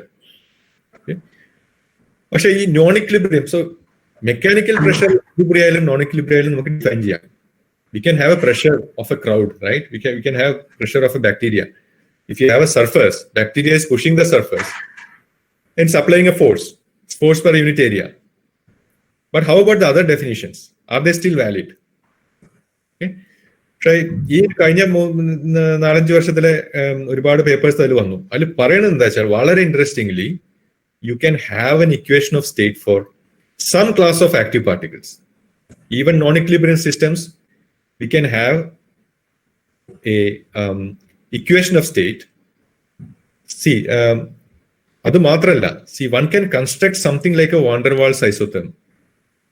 Van der Waals isotherm ningal padichittundavu alle, PV diagram. Okay, when you get a phase transition, this Maxwell construction, area under this should be equal also. Similar sadhanam namukku endu cheyan pattum ee oru simple idile non equilibrium system il namukku kaanan pattunnathu. Okay, അപ്പോൾ നമ്മൾ അത് continue ചെയ്തു. C we also found something very interesting. Okay, so നമ്മൾ ഇവിടെ കണ്ടത് എന്താ വെച്ചാൽ, C we can have something like A surface tension in active systems. You can have A group of bacteria and that group of bacteria can act like A drop of water. C surface tension എന്താന്ന് വെച്ചാൽ, C നമ്മളൊരു drop of water on the surface. അല്ലെ? അതിന്റെ surface property അനുസരിച്ച് അതിന്റെ properties change ചെയ്യും. അതായത് surface നമ്മളൊരു പോളിത്തീന്റെ മുകളിലാണ് ഒരു ഡ്രോപ്പ് ഓഫ് വാട്ടർ വെക്കുന്നത് വയ്ക്കുക, അല്ലെങ്കിൽ ഒരു ടെഫ്ലോൺ, ഓക്കെ, ഒരു ടെഫ്ലോണിന്റെ മുകളിലാണെങ്കിൽ എന്താ വെച്ചാൽ അത് വെറ്റ് ചെയ്യില്ല, it will be non wetting, right? It's a high energy surface എന്ന് പറയും. അതിന് വെച്ചാൽ ഗ്ലാസിന്റെ മുകളിലാണ് അത് കംപ്ലീറ്റ് സ്പ്രെഡ് ചെയ്യും. അപ്പൊ ആ പ്രോപ്പർട്ടി എങ്ങനെയാണ് കാണുന്നത്? അത് അതിന്റെ എന്താ പറയാ, വാട്ടർ വാൾ ഇന്ററാക്ഷൻ, നമുക്ക് അതിന്റെ ഒരു സർഫസ് ടെൻഷൻ അതിൽ നാച്ചുറൽ ആയിട്ട് വരും. അതായത് നമുക്ക് ഈ ഒരു ഇന്റർഫേസ് ഉണ്ടെങ്കിൽ, അതായത് ഒരു ഗ്ലാസ് സ്ലൈഡിന്റെ മുകളിൽ ഒരു വാട്ടർ സ്പ്രെഡ് ചെയ്ത് നിൽക്കുകയാണെങ്കിൽ, will have wall liquid interface. You have this interface between wall and liquid. You'll have a vapor phase here outside this liquid. So there'll be wall vapor interface, there'll be liquid vapor interface. നമുക്ക് ഒരു wetting കിട്ടണമെങ്കിൽ ഒരു condition, അതൊക്കെ ഈ ഒരു energetic argument വെച്ചിട്ടാണ്. അതായത് liquid മുഴുവനായിട്ട് സ്പ്രെഡ് ചെയ്യണതാണോ എനർജറ്റിക്കലി ഫേവറബിൾ, അതായത് അതല്ലെങ്കിൽ ഇത് ഡ്രോപ്ലെറ്റ് ആയിട്ട് നിൽക്കുന്നതാണോ എനർജറ്റിക്കലി ഫേവറബിൾ. അപ്പോൾ ലിക്വിഡിനെ അട്രാക്ട് ചെയ്യുന്ന ഒരു സർഫസ് ആണെങ്കിൽ എന്തുണ്ടാവും വെച്ചാൽ അത് കംപ്ലീറ്റ്ലി സ്പ്രെഡ് ചെയ്യും, അതല്ലെങ്കിൽ കംപ്ലീറ്റ്ലി സ്പ്രെഡ് ചെയ്യില്ല. ഇതൊക്കെ എനർജറ്റിക് ആർഗ്യുമെന്റ്, ഇതൊക്കെ ഇക്വിലിബ്രിയം സിസ്റ്റം ആണ്. ഇതിലെന്താന്ന് വെച്ചാൽ നമ്മൾ ഈ അട്രാക്ഷനേ ഇല്ല ഈ സിസ്റ്റത്തില്. Okay, we have repulsive particles, അതായത് വന്നു കഴിഞ്ഞാൽ അത് കൊളൈഡ് ചെയ്യുക, it won't penetrate each other, there is no attraction. അതൊന്നും ഇല്ലാതെ നമ്മൾ എങ്ങനെ ഈ ഒരു ന്യൂമറിക്കൽ സ്റ്റഡി നമ്മൾ കണ്ടതെന്ന് വെച്ചാൽ will find this transition even for this active systems. Okay, so I'm not going to the details. Okay, so what we found that we can actually find something like a surface tension in this non-equilibrium systems. Okay, so these are some ഈ ഒരു ഏരിയയിലുള്ള ഒരു വളരെ ചെറിയൊരു ഭാഗം മാത്രമാണ്. Okay, so other things are, I'm just briefly summarizing. We can think of elastic systems, right? ഈ ഒരു ഇതെടുത്തു കഴിഞ്ഞാൽ ഇതൊരു പാരമീസിയം എന്ന് പറഞ്ഞൊരു ഓർഗാനിസം ആണ്. Okay, it swims in water. നമ്മൾ സൂക്ഷിച്ച് നോക്കിയാൽ അറിയാം, ഇതിന്റെ പുറത്തുള്ള ഇതില് ഈ ചെറിയ ഹെയർ പോലത്തെ ഒരു സാധനം ഉണ്ട്, ഇനി സീലിയ എന്നാണ് പറയാം. ഈ സീലിയ ഇസ് കോൺസ്റ്റന്റ്ലി ബീറ്റിംഗ്, അതിങ്ങനെ ഓസിലേറ്റ് ചെയ്തുകൊണ്ടിരിക്കും.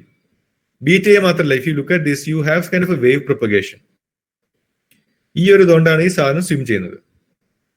And cilia it's like an elastic system, right? So it like an elastic filament, it's a bending stiffness, okay, അതൊക്കെ ഉണ്ട് ഇതിന്. Okay, so the other thing is you can couple your activity to the elastic system. Okay, so we can study all this. We have done some simple experiments also, some theoretical studies. നമുക്ക് different elastic system combine ചെയ്യാം. വേറൊരു type of elastic system ആണ് ഞാൻ നേരത്തെ പറഞ്ഞ പോലെ ഈ cells എന്ന് പറയുന്നത്. Okay, cells is not just in elastic system, it's a visco elastic system. ആ സെല്ലിനെ ഇതിന്റെ ടിഷ്യൂനെ മോഡൽ ചെയ്യാനുള്ള ഒരുപാട് ടൂൾസ് ഉണ്ട്. അതായത് we consider this tissues as a polygon, elastic polygon. നമ്മൾ അതിനുള്ള ഇലാസ്റ്റിക് സ്ട്രെസ്സുകളും കാര്യങ്ങളൊക്കെ അസ്യൂം ചെയ്ത് കഴിഞ്ഞാൽ we can find the collective properties. Okay, we can find different kind of patterns that we are formed. Okay, so ഈ ഒരു ഡയറക്ഷനിൽ ഒരുപാട് കാര്യങ്ങളുണ്ട്. So let me summarize. Okay, to summarize, the question is, why are we studying all this? What is the big picture? ഒന്നാമത്തെ കാര്യം എന്ന് വെച്ചാൽ തുടക്കത്തിൽ ഹരീഷൻ സാർ പറഞ്ഞ പോലെ നമ്മുടെ എയിം എന്ന് വെച്ചാൽ how can we accommodate living systems in to physics. നമുക്ക് അറിയുന്ന ഫിസിക്സിലെ ടൂൾസ് വെച്ചിട്ട് എങ്ങനെ ലിവിങ് സിസ്റ്റംസിനെ എക്സ്പ്ലെയിൻ ചെയ്യാൻ പറ്റുന്നുള്ള ശ്രമമാണ്. നമ്മളൊരു ഹിമാലയ ആണെങ്കിൽ നമ്മൾ അതിന്റെ ചോട്ടിൽ നിൽക്കുകയാണ്, നമ്മൾ സ്റ്റാർട്ട് ചെയ്തിട്ട് പോലില്ല. We are just playing with some simple models. പക്ഷേ even that simple models are giving very interesting results, right? അതിന്റെ കാര്യം എന്താ വെച്ചാൽ, when we are analyzing some new systems, right, that's revealing some new physics. അപ്പൊ നമ്മൾ പുതിയൊരു system നമ്മൾ പഠിച്ചു തുടങ്ങുമ്പോഴാണ് നമ്മൾ പുതിയ എക്സ്പീരിയൻസും പുതിയ ഫിനോമിനും ഒക്കെ നമ്മൾ കാണുന്നത്. So that gives an opportunity to expand the boundaries of theoretical physics, right? So ഒരു ഉദാഹരണം സിമ്പിൾ ആയിട്ട് പറഞ്ഞു കഴിഞ്ഞാൽ, we knew what pressure, temperature, surface tension, etc. Like we knew this for hundreds of years. നമ്മൾ ഈ ഒരു system പഠിച്ചു തുടങ്ങിയപ്പോഴാണ് എന്താ മനസ്സിലായത്, non equilibrium system can also have something like pressure, surface tension, etcetera, right? That way we can expand our physical knowledge. രണ്ടാമത്തെ കാര്യം എന്താണെന്ന് വെച്ചാൽ ഓഫ് കോഴ്സ് അതിന്റെ ഒരു ബൈ പ്രോഡക്റ്റ് എന്നുള്ള രീതിയിൽ നമുക്കതിന് ഈ ഒരു ഇതിൽ വർക്ക് ചെയ്യുമ്പോൾ കിട്ടുന്ന ഒരു നോളജ് വെച്ചിട്ട് നമുക്ക് ഒരുപാട് പ്രാക്ടിക്കൽ ആപ്ലിക്കേഷൻസ് ഉണ്ടാക്കാം. ഉദാഹരണത്തിന് ഈ ഇപ്പോഴത്തെ വളരെ എന്താ പറയാ ഹോട്ട് എന്ന് പറയാൻ പറ്റുന്ന, അതായത് എല്ലാവരും ഒരുപാട് ഫണ്ടിങ് ഒക്കെ ഉള്ള ഏരിയ ആണ് മൈക്രോ റോബോട്ടിക്സ്. ഉദാഹരണത്തിന് ഇപ്പം ട്രീറ്റ്മെന്റ്, ഡ്രഗ് ഡെലിവറി, മെഡിക്കൽ ഫിസിക്സിലൊക്കെ ഉണ്ടല്ലോ. Suppose you have some problem with some interior organs, like അതിന് സർജറി ഒന്നും കൂടാതെ, okay, suppose you have some micron size particles which can be put into the blood stream. അത് blood സ്ട്രീമിലേക്ക് അത് നേരെ പോയി ഡിഫക്റ്റ് ആയിട്ടുള്ള സെൽസിനെ പോയി അതിന് റിപ്പയർ ചെയ്യാൻ പറ്റുന്ന ഒരു അതൊക്കെ വളരെ ഫ്യൂച്ചറിസ്റ്റിക് ആയിട്ടുള്ള കൺസെപ്റ്റ് ആണ്. പക്ഷെ അതൊക്കെയാണ് ഇപ്പം വളരെ ആക്റ്റീവ് ടെക്നോളജിക്കൽ റിസർച്ചിൽ വളരെ ആക്റ്റീവ് ആയിട്ടുള്ള ഒരു ഏരിയ എന്ന് പറയുന്നത്. Okay, medical physics, drug delivery. Okay, second thing which can have very direct application that we can define kind of surfaces. അതായത് ഇപ്പൊ ഉദാഹരണത്തിന് നമ്മൾ ഇപ്പൊ ഒരു ഇന്റേണൽ ഇംപ്ലാന്റ്സ് ഒക്കെ ഉണ്ടാവുമല്ലോ. ഉദാഹരണത്തിന് ഒരാളുടെ ബോൺ ഫ്രാക്ചർ ആയി കഴിഞ്ഞാൽ അതിൽ നമ്മളൊരു മെറ്റാലിക് ഇംപ്ലാന്റ്സ് ഒക്കെ ഉണ്ടാക്കുക, വളരെ സീരിയസ് ആയിട്ടുള്ള ഫ്രാക്ചർ ആണെങ്കിൽ. പക്ഷെ അവിടെ ഒരു പ്രശ്നം എന്ന് വെച്ചാൽ പലപ്പോഴും അതിൽ ബാക്ടീരിയ ഗ്രോ ചെയ്യും, ഇൻഫെക്ഷൻ ഉണ്ടാവും എന്നൊക്കെയാണ്. അപ്പൊ അത് ബാക്ടീരിയ റിപ്പൽ ചെയ്യാനുള്ള സർഫസ് അത് കെമിക്കൽ ആവാൻ പാടില്ല, it has to be physical. Okay, നമുക്ക് എന്തെങ്കിലും പിന്നെ ആ രീതിയിലുള്ള ഇതിനൊക്കെ ഈ ഏരിയയിലുള്ള റിസർച്ച് വളരെ യൂസ്ഫുൾ ആയിരിക്കും. അങ്ങനെ ഒരുപാട് ആപ്ലിക്കേഷൻസ് നമുക്ക് depends on our imagination. So അതൊക്കെയാണ് ജനറൽ ആയിട്ട്. So this are the last slide. Collaborators and funding. Okay, all these people who have been working in this area. Okay, so let me summarize. It's just an introduction as that I have been giving. എന്തെങ്കിലും ചോദ്യം ഉണ്ടെങ്കിൽ, ആർക്കെങ്കിലും എന്തെങ്കിലും അറിയാൻ, ഡിസ്കഷനിൽ എന്തെങ്കിലും question ഉണ്ടെങ്കിൽ ചോദിക്കാം, എന്ത് തന്നെയായാലും. ഓക്കെ,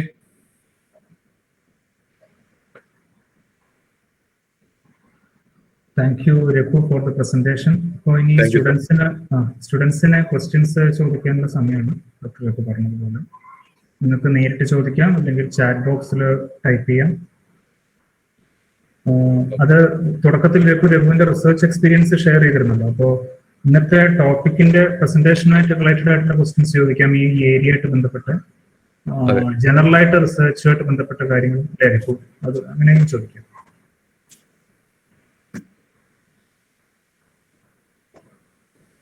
ഈ എല്ലാ ആഴ്ചയും അലൂമിനി ആയിട്ടുള്ള ഈ മീറ്റിംഗിൽ നമ്മൾ ഉദ്ദേശിക്കുന്നത് ഒരു പുതിയ റിസർച്ച് ഏരിയ, അവർ വർക്ക് ചെയ്യുന്ന റിസർച്ച് ഏരിയ നിങ്ങളെ പരിചയപ്പെടുത്തുന്നു, ഒപ്പം അവരുമായിട്ട് ഇന്ററാക്ട് ചെയ്യാനുള്ള ഒരു സ്പേസ് കൂടി പ്രൊവൈഡ് ചെയ്യുന്നു എന്നുള്ളതാണ്. അപ്പൊ അത് ഉപയോഗപ്പെടുത്തുക എന്നുള്ളതാണ് നമ്മൾ ചെയ്യുന്നത്. രഘു, ഞാനൊരു കമന്റ് ഇവിടെ പോസ്റ്റ് ചെയ്തിട്ടുണ്ട്, ഒന്ന് നോക്കുക ചാറ്റ് ബോക്സ്.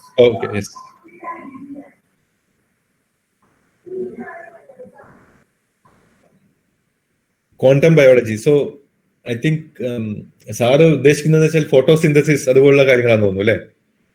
അതെ, ബയോളജിക്കൽ സിസ്റ്റത്തിലെ ക്വാണ്ടം ഫിനോമിന പഠിക്കുന്ന ഒരു എമർജിങ് ഏരിയ ആണല്ലോ അത്. അപ്പോ ഇന്നത്തെ ഈ ടോപ്പിക്കിന്റെ ഈ ഡിസ്കഷന്റെ ഈ ടോപ്പിക് ഇതും നമുക്ക് അതിലേക്ക് കണക്ട് ചെയ്യാൻ റിലേറ്റഡ് ആണോ ചോദിച്ചത്? എന്തെങ്കിലും ഒരു കണക്ഷൻ ഉണ്ടോ? ഈ ഒരു ഏരിയ നമ്മൾ പറഞ്ഞ ഈ ഡിസ്കസ് ചെയ്ത ടോപ്പിക്കിലൊക്കെ ഈ ഒരു ക്വാണ്ടം സ്കെയിലിൽ വരുന്ന കാര്യങ്ങളല്ല. ഉദാഹരണത്തിന് നമ്മൾ ഈ ഓർഗാനിസംസ് ലെവലിലാണല്ലോ ഇത് നോക്കുന്നത്. ഈ organisms when you look at that scale it's already kind of large molecular level. ഒരു ബിഗ് മോളിക്യൂൾസ് ഒക്കെ വരുമ്പോൾ, ഉദാഹരണത്തിന് ഈവൻ DNA വരുമ്പോൾ തന്നെ നമ്മൾ അതിന്റെ ഇലക്ട്രോസ്റ്റാറ്റിക് പ്രോപ്പർട്ടീസ് ഒക്കെയാണ് വരുന്നത് മെയിൻ ആയിട്ട്. ക്വാണ്ടം വരും, യെസ്, ക്വാണ്ടം ഫിനോമിന വരുന്നത് ബേസിക്കലി എന്റെ അറിവിൽ ഇപ്പൊ വളരെ ആക്റ്റീവായിട്ട് നടക്കുന്ന ഒരു area, how to understand photosynthesis. അതിൽ കൃത്യമായിട്ട് വരുന്നത് ഈ എന്താ പറയാ ഫോട്ടോൺസിനെ, അതായത് ലൈറ്റ് അബ്സോർവ് ചെയ്യലും, ഓക്കെ, അതിനെങ്ങനെ ഈ പ്ലാന്റ് യൂസ് ചെയ്ത് അത് ഫുഡാക്കി മാറ്റുന്ന ആ ഒരു പ്രോസസ്, അത് ഈ പറഞ്ഞ പോലെ ഈ ഒരു ഇന്റർഡിസിപ്ലിനറി ഏരിയ ആണ്. കാരണം അതിൽ പല ഫിസിക്സ് മാത്രമല്ല, we have to have biochemistry, we have to understand biochemistry of that, how to absorb photons and what are the processes triggered by that, and finally we get this thing. So ആ ഒരു area ആണ് ഇപ്പൊ active ആയിട്ട് quantum ഇതിൽ വരുന്നത്. പക്ഷെ ഇതില് പിന്നെ ബാക്കിയുള്ള കാര്യങ്ങൾ ഇപ്പൊ ഞാൻ പ്രസന്റ് ചെയ്തതിൽ ഇപ്പോൾ ചാലഞ്ചസ് മെയിൻ ആയിട്ട് theoretical challenges mainly in non equilibrium statistical physics. അതായത് ഈ ഒരു ഇക്വിലിബ്രിയം ഫ്ലക്ച്വേഷൻസ്, ഈ നോൺ ഇക്വിലിബ്രിയം ഫ്ലക്ച്വേഷൻസ്, അതായത് അതിനെങ്ങനെ ഹാൻഡിൽ ചെയ്ത് അതിന് ടൂൾസ് എങ്ങനെ ഡെവലപ്പ് ചെയ്യാം. ഓക്കെ, അതുപോലെ ഈ നമ്മളൊരു ഫ്രീ എനർജി പിക്ചറിലേക്ക് ഇതിനെങ്ങനെ അക്കോമഡേറ്റ് ചെയ്യാം. അതൊക്കെയാണ് ഈ ഒരു ഞാൻ പറഞ്ഞ പ്രസന്റ് ചെയ്തതിൽ മെയിൻ തിയററ്റിക്കൽ ചാലഞ്ചസ് ഒക്കെ. അത് ഫ്രീ എനർജി പിക്ചർ പോസിബിൾ ആണ്. ഓക്കെ, അതൊക്കെയാണ് ഇതിന്റെ ചാലഞ്ചസ്. ഈ non equilibrium statistical mechanics inactive മാറ്ററിൽ, അതായത് ഇനോർഗാനിക് മാറ്ററിൽ അത്തരം സിസ്റ്റത്തിൽ ധാരാളമായിട്ട് അപ്ലൈ ചെയ്യുകയും ഡെവലപ്പ് ചെയ്യുകയും ചെയ്തിട്ടുണ്ടാവില്ല. ആ ടൂൾസ് ഇതിൽ ഉപയോഗിക്കുന്നുണ്ടാവും അല്ലേ? ആ ടൂൾസ് ഉണ്ട്, പക്ഷെ അതിന്ന് നമ്മളൊരു സ്റ്റെപ്പ് മുകളിലേക്ക് പോകണം. കാരണം നോൺ ഇക്വിലിബ്രിയം സ്റ്റാറ്റിസ്റ്റിക്കൽ മെക്കാനിക്സിൽ മെയിൻ ആയിട്ട് ഡീൽ ചെയ്യുന്നത് ഒന്ന് ഫ്ലക്ച്വേഷൻസ് ആണ്. ആ fluctuations non equilibrium statistical non biological മാറ്ററിൽ ആ ഫ്ലക്ച്വേഷൻസിന്റെ ബേസിക് സോഴ്സ് എന്ന് പറയുന്നത് ടെമ്പറേച്ചർ ആണല്ലോ. ടെമ്പറേച്ചർ ആണ് ഈ പ്രത്യേകിച്ചും ഈ മൈക്രോൺ സ്കെയിൽ സിസ്റ്റംസ് ഒക്കെ എടുത്തു കഴിഞ്ഞാൽ അത് ഒറിജിൻ എന്ന് പറഞ്ഞാൽ ടെമ്പറേച്ചർ ആണ്. ആ ടെമ്പറേച്ചർ ഫ്ലക്ച്വേഷൻസിന് ചില പ്രോപ്പർട്ടീസ് ഉണ്ട്, അത് വളരെ വെൽ നോൺ ആണ്. പക്ഷെ ഈ ഒരു ഫിസിക്കൽ ഈ ഒരു ബയോളജിക്കൽ സിസ്റ്റം എടുത്തു കഴിഞ്ഞാൽ അതിന്റെ ഫ്ലക്ച്വേഷൻസ്, ഉദാഹരണത്തിന് അതിന്റെ ഫ്ലക്ച്വേഷൻ വരുന്നത് വളരെ അൺനോൺ ആയിട്ടുള്ള സോഴ്സ് നിന്നാണ്. അതായത് ഒരു ഗ്രൂപ്പ് ഓഫ് ഓർഗാനിസംസ് അല്ലെങ്കിൽ ഗ്രൂപ്പ് ഓഫ് ഫിഷ് എടുത്തു കഴിഞ്ഞാൽ ഒരു ഫിഷ് കൂട്ടം തെറ്റി പോകണമെങ്കിൽ അതിന്റെ പിന്നിലുള്ള ഒരു പ്രോസസ് എന്ന് പറഞ്ഞാൽ നമുക്ക് അൺനോൺ ആണ്. It be something happening in brain. ആ ഫ്ലക്ച്വേഷൻ ഈ ഒരു റൂൾ ഇത് ഫോളോ ചെയ്യുന്നില്ല. ഈ ഒരു തെർമൽ ഫ്ലക്ച്വേഷന്റെ റൂൾ ഇത് ഫോളോ ചെയ്യില്ല. അപ്പൊ ഈ ഫ്ലക്ച്വേഷൻ അക്കോമഡേറ്റ് ചെയ്യുക എന്നുള്ളതാണ് വേറൊന്ന്. അതിന് പല എന്താ പറയാ ഡിസ്ട്രിബ്യൂഷൻ ഒക്കെ നോക്കി ചെയ്തിട്ടുണ്ട്. പിന്നെ വേറെന്ന് വെച്ചാൽ നമ്മളൊരു ഇൻഡിവിജ്വൽ ലെവലിൽ ഈ പറഞ്ഞ പോലെ ഒരു ഫീൽഡ് ലെവലിലേക്ക് കാര്യങ്ങൾ കോഴ്സ് ഗ്രെയിൻ ചെയ്യാന്നുള്ളത് അത് വേറൊരു ചാലഞ്ചാണ്. ഉദാഹരണത്തിന് ഇപ്പം ഞാൻ പറഞ്ഞല്ലോ ഈ ഒരു ഫേസ് ട്രാൻസിഷൻ നമ്മൾ ഇതിൽ കാണുന്നുണ്ടെന്നുള്ളത്. ഫേസ് ട്രാൻസിഷൻ ഒരു ഇക്വിലിബ്രിയം പ്രോപ്പർട്ടിയാണ്. അപ്പൊ ഈ നോൺ ഇക്വിലിബ്രിയം സിസ്റ്റത്തിൽ എങ്ങനെ ഈ ഇക്വിലിബ്രിയം പ്രോപ്പർട്ടി വരുന്നു എന്നുള്ളത്, അപ്പൊ അതിന് കാരണം നമ്മളൊരു ഇൻഡിവിജ്വൽ സിസ്റ്റം എടുത്തു കഴിഞ്ഞാൽ, ഒരു ഇൻഡിവിജ്വൽ പാർട്ടിക്കിൾ എടുത്തു കഴിഞ്ഞാൽ it's A non equilibrium system. പക്ഷെ നമ്മൾ ഒരു ഗ്രൂപ്പ് ഓഫ് പാർട്ടിക്കിൾ എടുത്തു കഴിഞ്ഞാൽ ആ നോൺ ഇക്വിലിബ്രിയത്തിന്റെ ആ ഒരു പ്രോപ്പർട്ടി എവിടെയോ ഇല്ലാതായി പോകുന്നുള്ളത്. നമ്മൾ അതിനെ കോഡ് എക്സ്പ്ലെയിൻ ചെയ്ത് ലാർജർ ആൻഡ് ലാർജർ സിസ്റ്റം ആകുമ്പോൾ somehow these non equilibrium properties get cancelled. അപ്പൊ ആ ഒരു എമർജന്റ് ബിഹേവിയർ എങ്ങനെ തിയററ്റിക്കലി, അത് പലപ്പോഴും മാത്തമാറ്റിക്കലി ചലഞ്ചിങ് ആയിരിക്കും. എല്ലാ സിസ്റ്റത്തിലും അത് വളരെ ഈസി ആയിട്ട് ചെയ്യാൻ പറ്റിയെന്ന് വരില്ല. ഇപ്പം ചെയ്യുന്നതെന്ന് വെച്ചാൽ if you have N observation V assume that there must be something like that and we try to kind of define some analogous kind of a function which is similar to some free energy.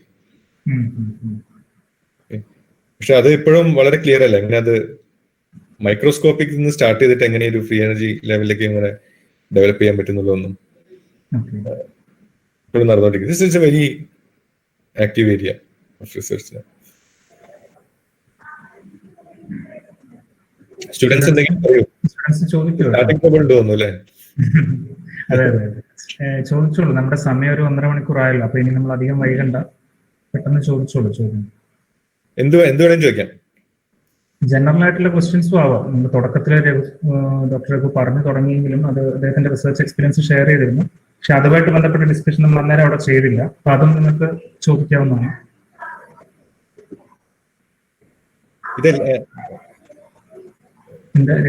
Students ഉണ്ടല്ലോ അല്ലെ? BSc MSc എല്ലാവരും BSc ഉണ്ട്, MSc. First year students വരാൻ പോകുന്നതേ ഉള്ളൂ. Admission process നടക്കുന്നേ ഉള്ളൂ. First year BSc, first year MSc, first semester എത്തിയിട്ടില്ല.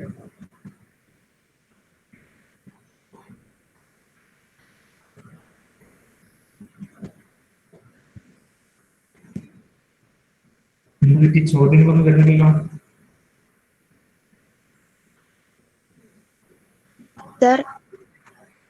പറയൂ. ഈ ബയോഫിസിക്സ് പഠിച്ചാല് ഇപ്പോ റിസർച്ച് ഫീൽഡ് അല്ലാതെ വേറെ ജോബ് ഓപ്പർച്യൂണിറ്റീസ് എങ്ങനെയാണ്? ഇപ്പം ഞാൻ പറഞ്ഞ ഒന്ന് ഇന്ത്യയിലുള്ള ജോബ് ഓപ്പർച്യൂണിറ്റീസ് എന്ന് പറഞ്ഞാൽ നമ്മളിപ്പോ ബയോഫിസിക്സ് പഠിക്കാൻ പറഞ്ഞത് നമ്മളിപ്പോ MSc ലെവലിലൊന്നും ബയോഫിസിക്സിന് മാത്രമായിട്ടൊരു ഒരു കോഴ്സ് ഇല്ലല്ലോ. MSc ഫിസിക്സ് മാത്രമേ ഉള്ളൂ, അല്ലെ MSc ബയോളജി. അപ്പൊ പഠിക്കാന്ന് പറഞ്ഞാൽ എന്താ ഉദ്ദേശിച്ചത്? ആ ഒരു കോഴ്സ് അല്ലെങ്കിൽ ആ ഒരു ടോപ്പിക് പഠിക്കാന്നാണോ, അതോ റിസർച്ച്? അല്ലാതെ ഇപ്പൊ ഇന്ത്യയിലല്ലാതെ പുറത്തൊക്കെ കണ്ടിട്ടുണ്ട് ഇപ്പൊ ബയോഫിസിക്സ് എന്നുള്ള ഒരു കോഴ്സായിട്ട്. അപ്പൊ അത് ചെയ്തുകൊണ്ടുള്ള ജോബ് ഓപ്പർച്യൂണിറ്റീസ് എങ്ങനെയാണ്? നമ്മുടെ ഇവിടെ പഠിച്ച ഫീൽഡ് പഠിച്ച IIT പഠിച്ച ഇവര് ചെയ്യുന്ന ഒരു ജോബ് ഓപ്പർച്യൂണിറ്റീസ് ഇന്ത്യയില് നമ്മുടെ ഈ മാത്ത് ലാബ് എന്നൊക്കെ പറഞ്ഞൊരു മാത്ത് വർക്ക്, പിന്നെ എന്താ പറയാ, സോഫ്റ്റ്വെയർ കമ്പനികൾ ഉണ്ടല്ലോ. അതായത് ഇപ്പം പുതുതായിട്ട് ഒരുപാട് എന്താ പറയാ സയൻസ് സോഫ്റ്റ്വെയർ കമ്പനികൾ ഇപ്പം വന്നു തുടങ്ങിയിട്ടുണ്ട്. ഓക്കെ, ഇന്ത്യയിലെക്കാളും പുറത്താണുള്ളത് കൂടുതൽ. അപ്പൊ അവർക്ക് വേണ്ടതെന്ന് വെച്ചാൽ കുറച്ച് സയൻസ് എക്സ്പീരിയൻസും, പ്രത്യേകിച്ചും ഈ പറഞ്ഞ മാതിരി ഈ എന്താ പറയാ ഇമേജ് അനാലിസിസിനും അതുപോലെ ഈ സ്പെസിഫിക്കലി ഈ ബയോളജിക്കൽ ആപ്ലിക്കേഷൻസിന് വേണ്ടിയിട്ടുള്ള സോഫ്റ്റ്വെയർ ഒക്കെ ഡെവലപ്പ് ചെയ്യുന്ന കമ്പനികൾ ഉണ്ടാവും. ഓക്കെ, അതാണ് ഒരു പോസിബിലിറ്റി. അത് ബാംഗ്ലൂരൊക്കെ ഉണ്ട്. ഇവിടുത്തെ നമ്മുടെ സ്റ്റുഡൻസിന് കുറച്ച് ആൾക്കാർക്കൊക്കെ അവിടെ ജോലി ഉണ്ട് ഇപ്പം. പിന്നെന്ന് പറഞ്ഞാൽ ബയോഫിസിക്സിൽ ബയോ ബാക്ക്ഗ്രൗണ്ടിലുള്ള ആളുകൾ, അവർക്ക് പിന്നെ ഫാർമസ്യൂട്ടിക്കൽ കമ്പനീസ് ഉണ്ടാവും. ഓക്കെ, ജോബ് ഓപ്പർച്യൂണിറ്റീസ് എന്ന് പറഞ്ഞാൽ വളരെ ഡയറക്റ്റ് ആയിട്ട് ഇപ്പൊ ഇത് പഠിച്ചുകൊണ്ട് മാത്രം ജോലി കിട്ടും അങ്ങനെ രീതിയിലല്ല. So this will be useful in that case. അപ്പൊ അവര് ഫാർമസ്യൂട്ടിക്കൽ അല്ലെങ്കിൽ മെഡിക്കൽ എന്താ പറയാ ഇൻഡസ്ട്രി ജോബ് എന്ന് പറഞ്ഞാൽ മെഡിക്കൽ എക്യുപ്മെന്റ്സ് ഉണ്ടാക്കുന്ന കമ്പനികൾ ഉണ്ടാവും. അതൊക്കെ ഒരു പോസിബിൾ ഓപ്പർച്യൂണിറ്റീസ് ആണ്. But this is not a professional course. നിങ്ങൾ എഞ്ചിനീയറിംഗ് കോഴ്സ് പോലെ നമ്മൾ ഫിസിക്സ് പഠിച്ചുകൊണ്ട് എന്താ ജോലി കിട്ടുക എന്ന് ചോദിക്കുന്ന പോലെയല്ല. It's not a professional course. Thank you. Okay,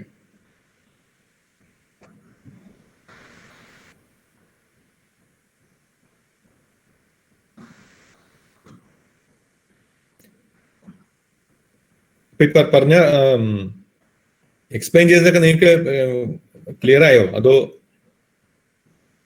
മനസ്സിലാവാത്ത കാര്യങ്ങളുണ്ടോ? മനസ്സിലാവാത്ത കാര്യങ്ങളുണ്ടാവും എന്തായാലും. ഏതിലും ക്ലാരിറ്റി വേണ്ട കാര്യങ്ങളുണ്ടോ?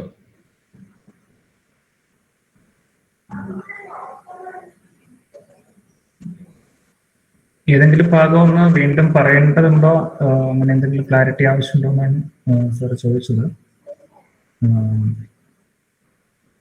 പ്രസന്റേഷനായിട്ട് ബന്ധപ്പെട്ടു.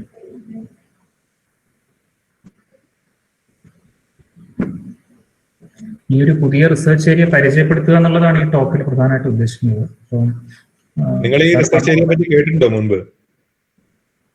സാധ്യത വളരെ കുറവാണ്. ബയോഫിസിക്സ് എന്ന് കേട്ട് കാണും, പക്ഷേ ഇത്തരം ഒരു ആംഗിളിൽ നിന്ന് കേട്ട് കാണില്ല തീർച്ചയായിട്ടും. ഞാൻ ചോദിക്കട്ടെ, അഭിജിത്ത് കേട്ടിട്ടുണ്ടോ ഈ റിസർച്ച് ഏരിയയെ പറ്റിയിട്ട്? Abhijith BSc MSc? സർ, ഞാൻ BSc ഫൈനൽ ഇയർ ആണ് sir. BSc final year. Abhijith കേട്ടിട്ടുണ്ടോ ഈ ഏരിയയെ പറ്റിയിട്ട്? ഇല്ല, കേട്ടിട്ടില്ല. ഇന്നലെ നിത്യാൻസ് ഞങ്ങളോട് പറഞ്ഞിരുന്നു അങ്ങനെ ഗ്രൂപ്പില്. പിന്നെ വെറൈറ്റി ആയിട്ടുള്ളൊരു ആണ് സാർ ഞങ്ങളോട് പറയുന്നതെന്ന്. അപ്പോ എന്താണെന്ന് അറിയാം. ഇൻട്രസ്റ്റ് എന്ന് പറയുമ്പോ പിന്നെ ഫിഷിന്റെ അത് പറഞ്ഞില്ലേ? Hello sir. പറയൂ. ഇൻട്രസ്റ്റ് എന്ന് പറയുമ്പോ ഈ പിന്നെ മൈക്രോ ഓർഗാനിസത്തിലുണ്ടാകുന്ന പിന്നെ ഇതില്ലേ ബയോട്ടിക്കൽ ലൈറ്റ്, അതില് പറയൂ. അതൊരു ഇൻട്രസ്റ്റ് ആയിട്ട് തോന്നി. ഓക്കെ, മൈക്രോ ഓർഗാനിസത്തിലെ പിന്നെ എന്ത് ഗ്രൂപ്പായിട്ട് കളക്റ്റീവ് മോഷനാണ്. അതെ. ഓക്കെ. ഇതില് തീരെ മനസ്സിലാവാത്ത എന്താ പറഞ്ഞാല്? തിയറി ഞങ്ങള് പിന്നെ ബയോ ഇതായിട്ട് അധികം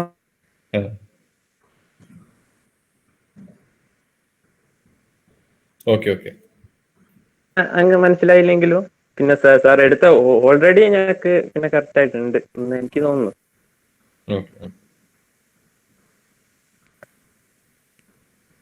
വേറെ ആരെങ്കിലും എന്തെങ്കിലും ഒരു കമന്റ്? അനുശ്രീ അനു മനസ്സിലായോ പറഞ്ഞത്? What do you think of this? Hello hello പറയൂ. സർ, മനസ്സിലായിന് കുറെയൊക്കെ. ആണോ? ഓക്കെ. മനസ്സിലാവാത്തത് എന്താ? അതാണ് അറിയേണ്ടത്.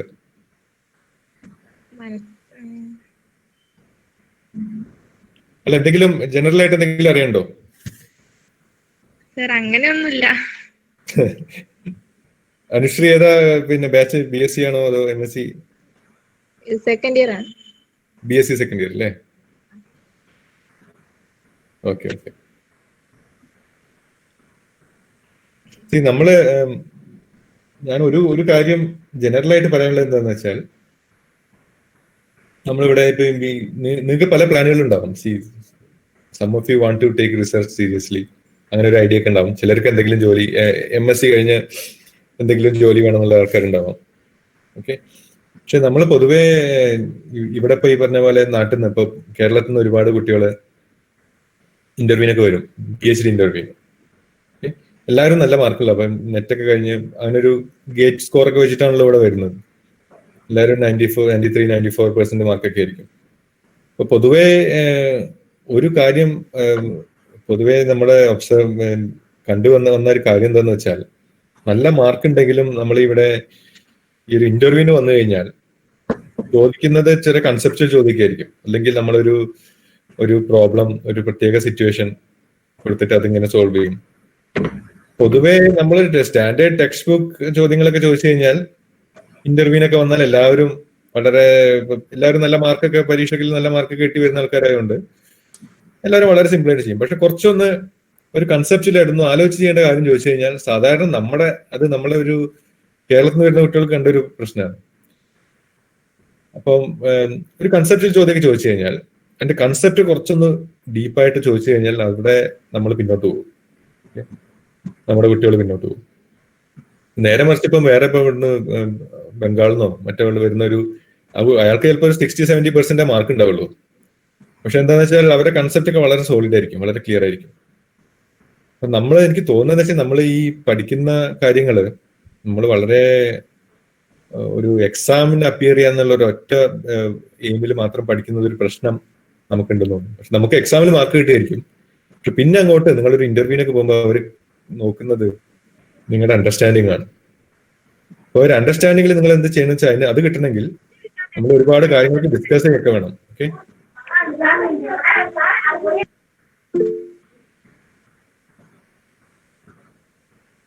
ഓക്കെ. സോ ഏതൊരു കമന്റ് ഇവിടെ വന്നിട്ട് തോന്നുന്നു. Proficiency in which mathematical tool helped you in personal to understand the things you research? Mathematical tool നമ്മുടെ ഒരു ആവശ്യത്തിനനുസരിച്ച് നമ്മൾ ഡെവലപ്പ് ചെയ്യുന്ന സാധനമാണ്. ഓക്കെ. ബേസിക്കലി നമ്മുടെ മാത്തമാറ്റിക്കൽ ടൂൾ സ്റ്റാർട്ട് ചെയ്തത് ഇവിടെ ഈ രീതിയിലുള്ള സാധനങ്ങൾ ചെയ്യുമ്പോൾ അൾട്ടിമേറ്റ്ലി നമ്മൾ ചെയ്യുന്നത് എന്താ? നമ്മൾ കാൽക്കുലസ് ആണ്. We are solving some differential equations or integral differential equations, right?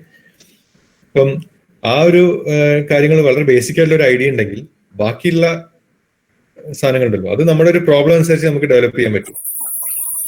Okay. Mathematical tool നമ്മൾ ചെയ്യുന്നതെന്ന് വെച്ചാൽ if you get N equation, suppose you have A differential equation, okay, or suppose you have N integral, അതെങ്ങനെ solve ചെയ്യുന്നതാണ് mathematical tool, right? ഒരു equation വന്നു കഴിഞ്ഞാൽ നമ്മൾ എങ്ങനെ അത് സോൾവ് ചെയ്യും? നമ്മളൊരു ഇന്റഗ്രേഷൻ എങ്ങനെ ചെയ്യും? അതാണ് നമ്മുടെ മാത്തമാറ്റിക്കൽ ടൂൾ എന്ന് പറയുന്നത്. നമ്മൾ അതിനെ പറ്റിയുള്ള അറിവ്. പക്ഷെ പ്രശ്നം ഇത് ചെയ്യുന്നതിലല്ല. ഒരു മാത്തമാറ്റിക്കൽ ടൂൾ നമുക്ക് ഇന്റഗ്രേഷൻ നമുക്ക് ചെയ്യാൻ പറ്റില്ല, നമുക്ക് ന്യൂമറിക്കലായിട്ട് ചെയ്യാം. The point is writing the equation. എന്ത് ഇക്വേഷൻ എഴുതുന്നുള്ളതാണ്, ഓർ എന്ത് ഇന്റഗ്രൽ എഴുതുന്നു, നമ്മൾ ആ ഒരു ഇക്വേഷന്റെ ലെവലിൽ വരെ എത്തിക്കുക എന്നുള്ളതാണ് ഏറ്റവും വലിയ പ്രശ്നം. Okay. So you have to start from our system. We have this system in hand. നമ്മൾ ആ ഒരു സിസ്റ്റം വെച്ചിട്ട് നമ്മൾ എങ്ങനെ ഒരു ഇക്വേഷൻ, ഒരു മോഡൽ എങ്ങനെ ക്രിയേറ്റ് ചെയ്യും, ഒരു മാത്തമാറ്റിക്കൽ മോഡൽ എങ്ങനെ ക്രിയേറ്റ് ചെയ്യും, അതാണ് ഏറ്റവും ചാലഞ്ചിങ് ആയിട്ടുള്ള കാര്യം. Once you have a model, yes it may not be solvable. സാധാരണ ഇക്വേഷൻ വെച്ച് നമ്മൾ മാത്തമാറ്റിക്സ് വെച്ച് സോൾവ് ചെയ്യാൻ പറ്റില്ല. പക്ഷെ you have numerical methods to solve it. We can discretize it, we can take assumptions, so mathematical ടൂൾസിനെക്കാളും നമുക്കൊരു system analyse ചെയ്യാനുള്ള ഒരു എക്സ്പീരിയൻസ്. ഓക്കെ, അത് വെച്ചിട്ടാണ് അതാണ് ഏറ്റവും യൂസ്ഫുൾ ആയി വന്നുള്ളൂ.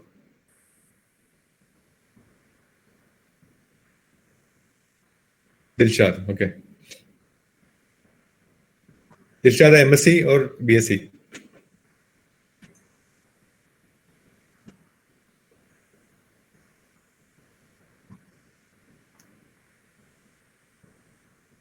ദിൽഷാദ് പോസ്റ്റ് ചെയ്തിട്ടുണ്ട് ചാറ്റിൽ MSc.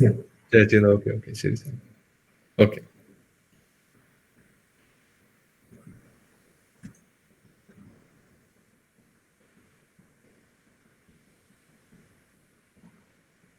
Okay, so any other comments?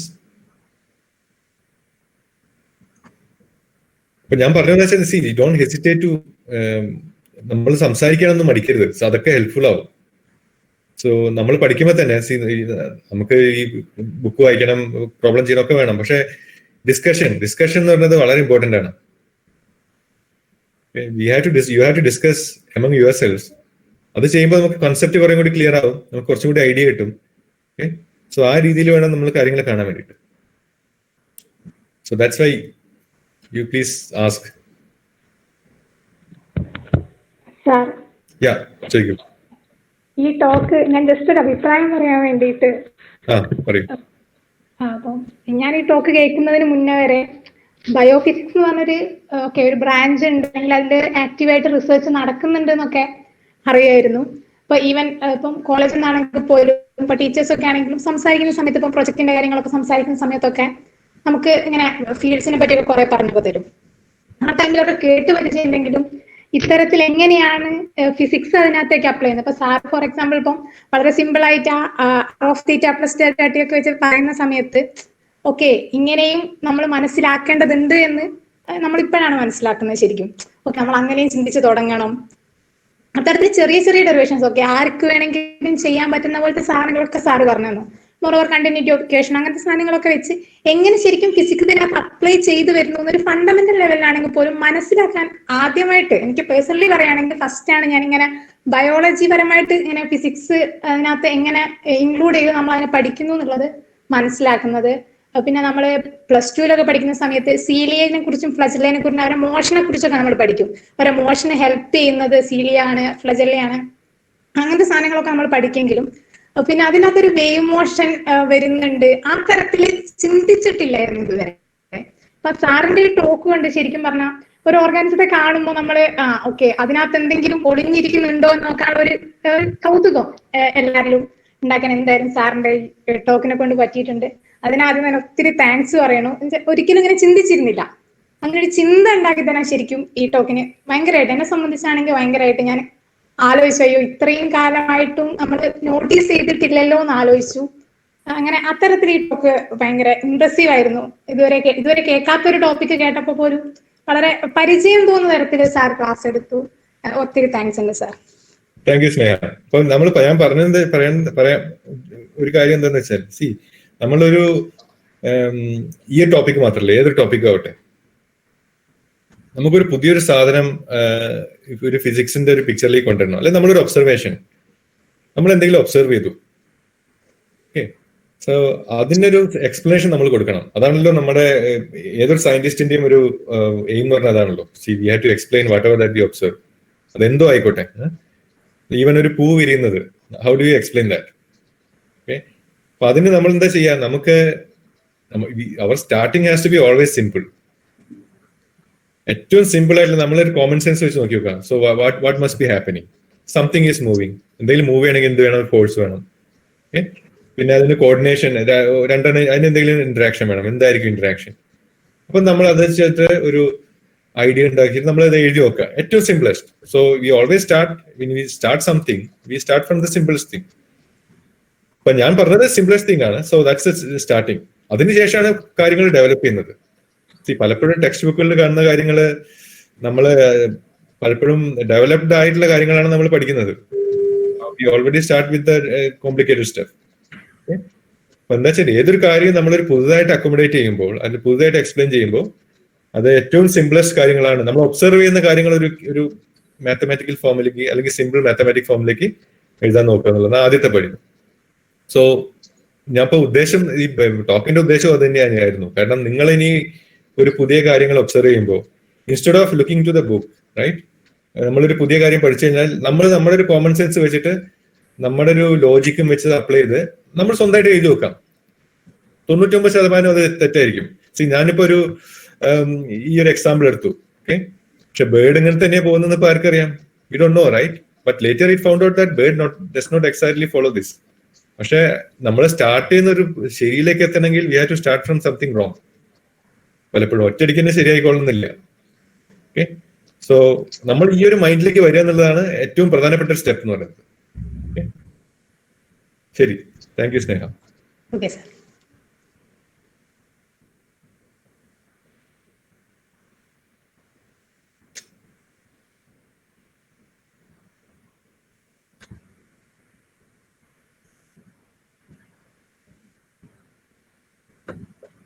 നിത്യജ, hello Nithyaja. അല്ല, കുട്ടികൾക്ക് കൂടുതൽ പേർക്ക് ഇനി കമന്റ്സ് ഇല്ലാന്നുണ്ടെങ്കിൽ നമുക്ക് മൈൻഡ് ചെയ്യാം. ഏതാണ്ട് 2 മണിക്കൂറായല്ലോ, 1.5 മണിക്കൂറിലധികം. വേറെ ആർക്കെങ്കിലും സംസാരിക്കാൻ, MSc-കാർക്കോ മറ്റോ സംസാരിക്കാനുണ്ടെങ്കിൽ, എന്തെങ്കിലും ആഡ് ചെയ്യാനുണ്ടെങ്കിൽ, എന്തെങ്കിലും സംശയങ്ങളുണ്ടെങ്കിൽ ആവാം. ഇല്ലെങ്കിൽ നമുക്ക് വോട്ട് ഓഫ് താങ്ക്സിലേക്ക് വേണം.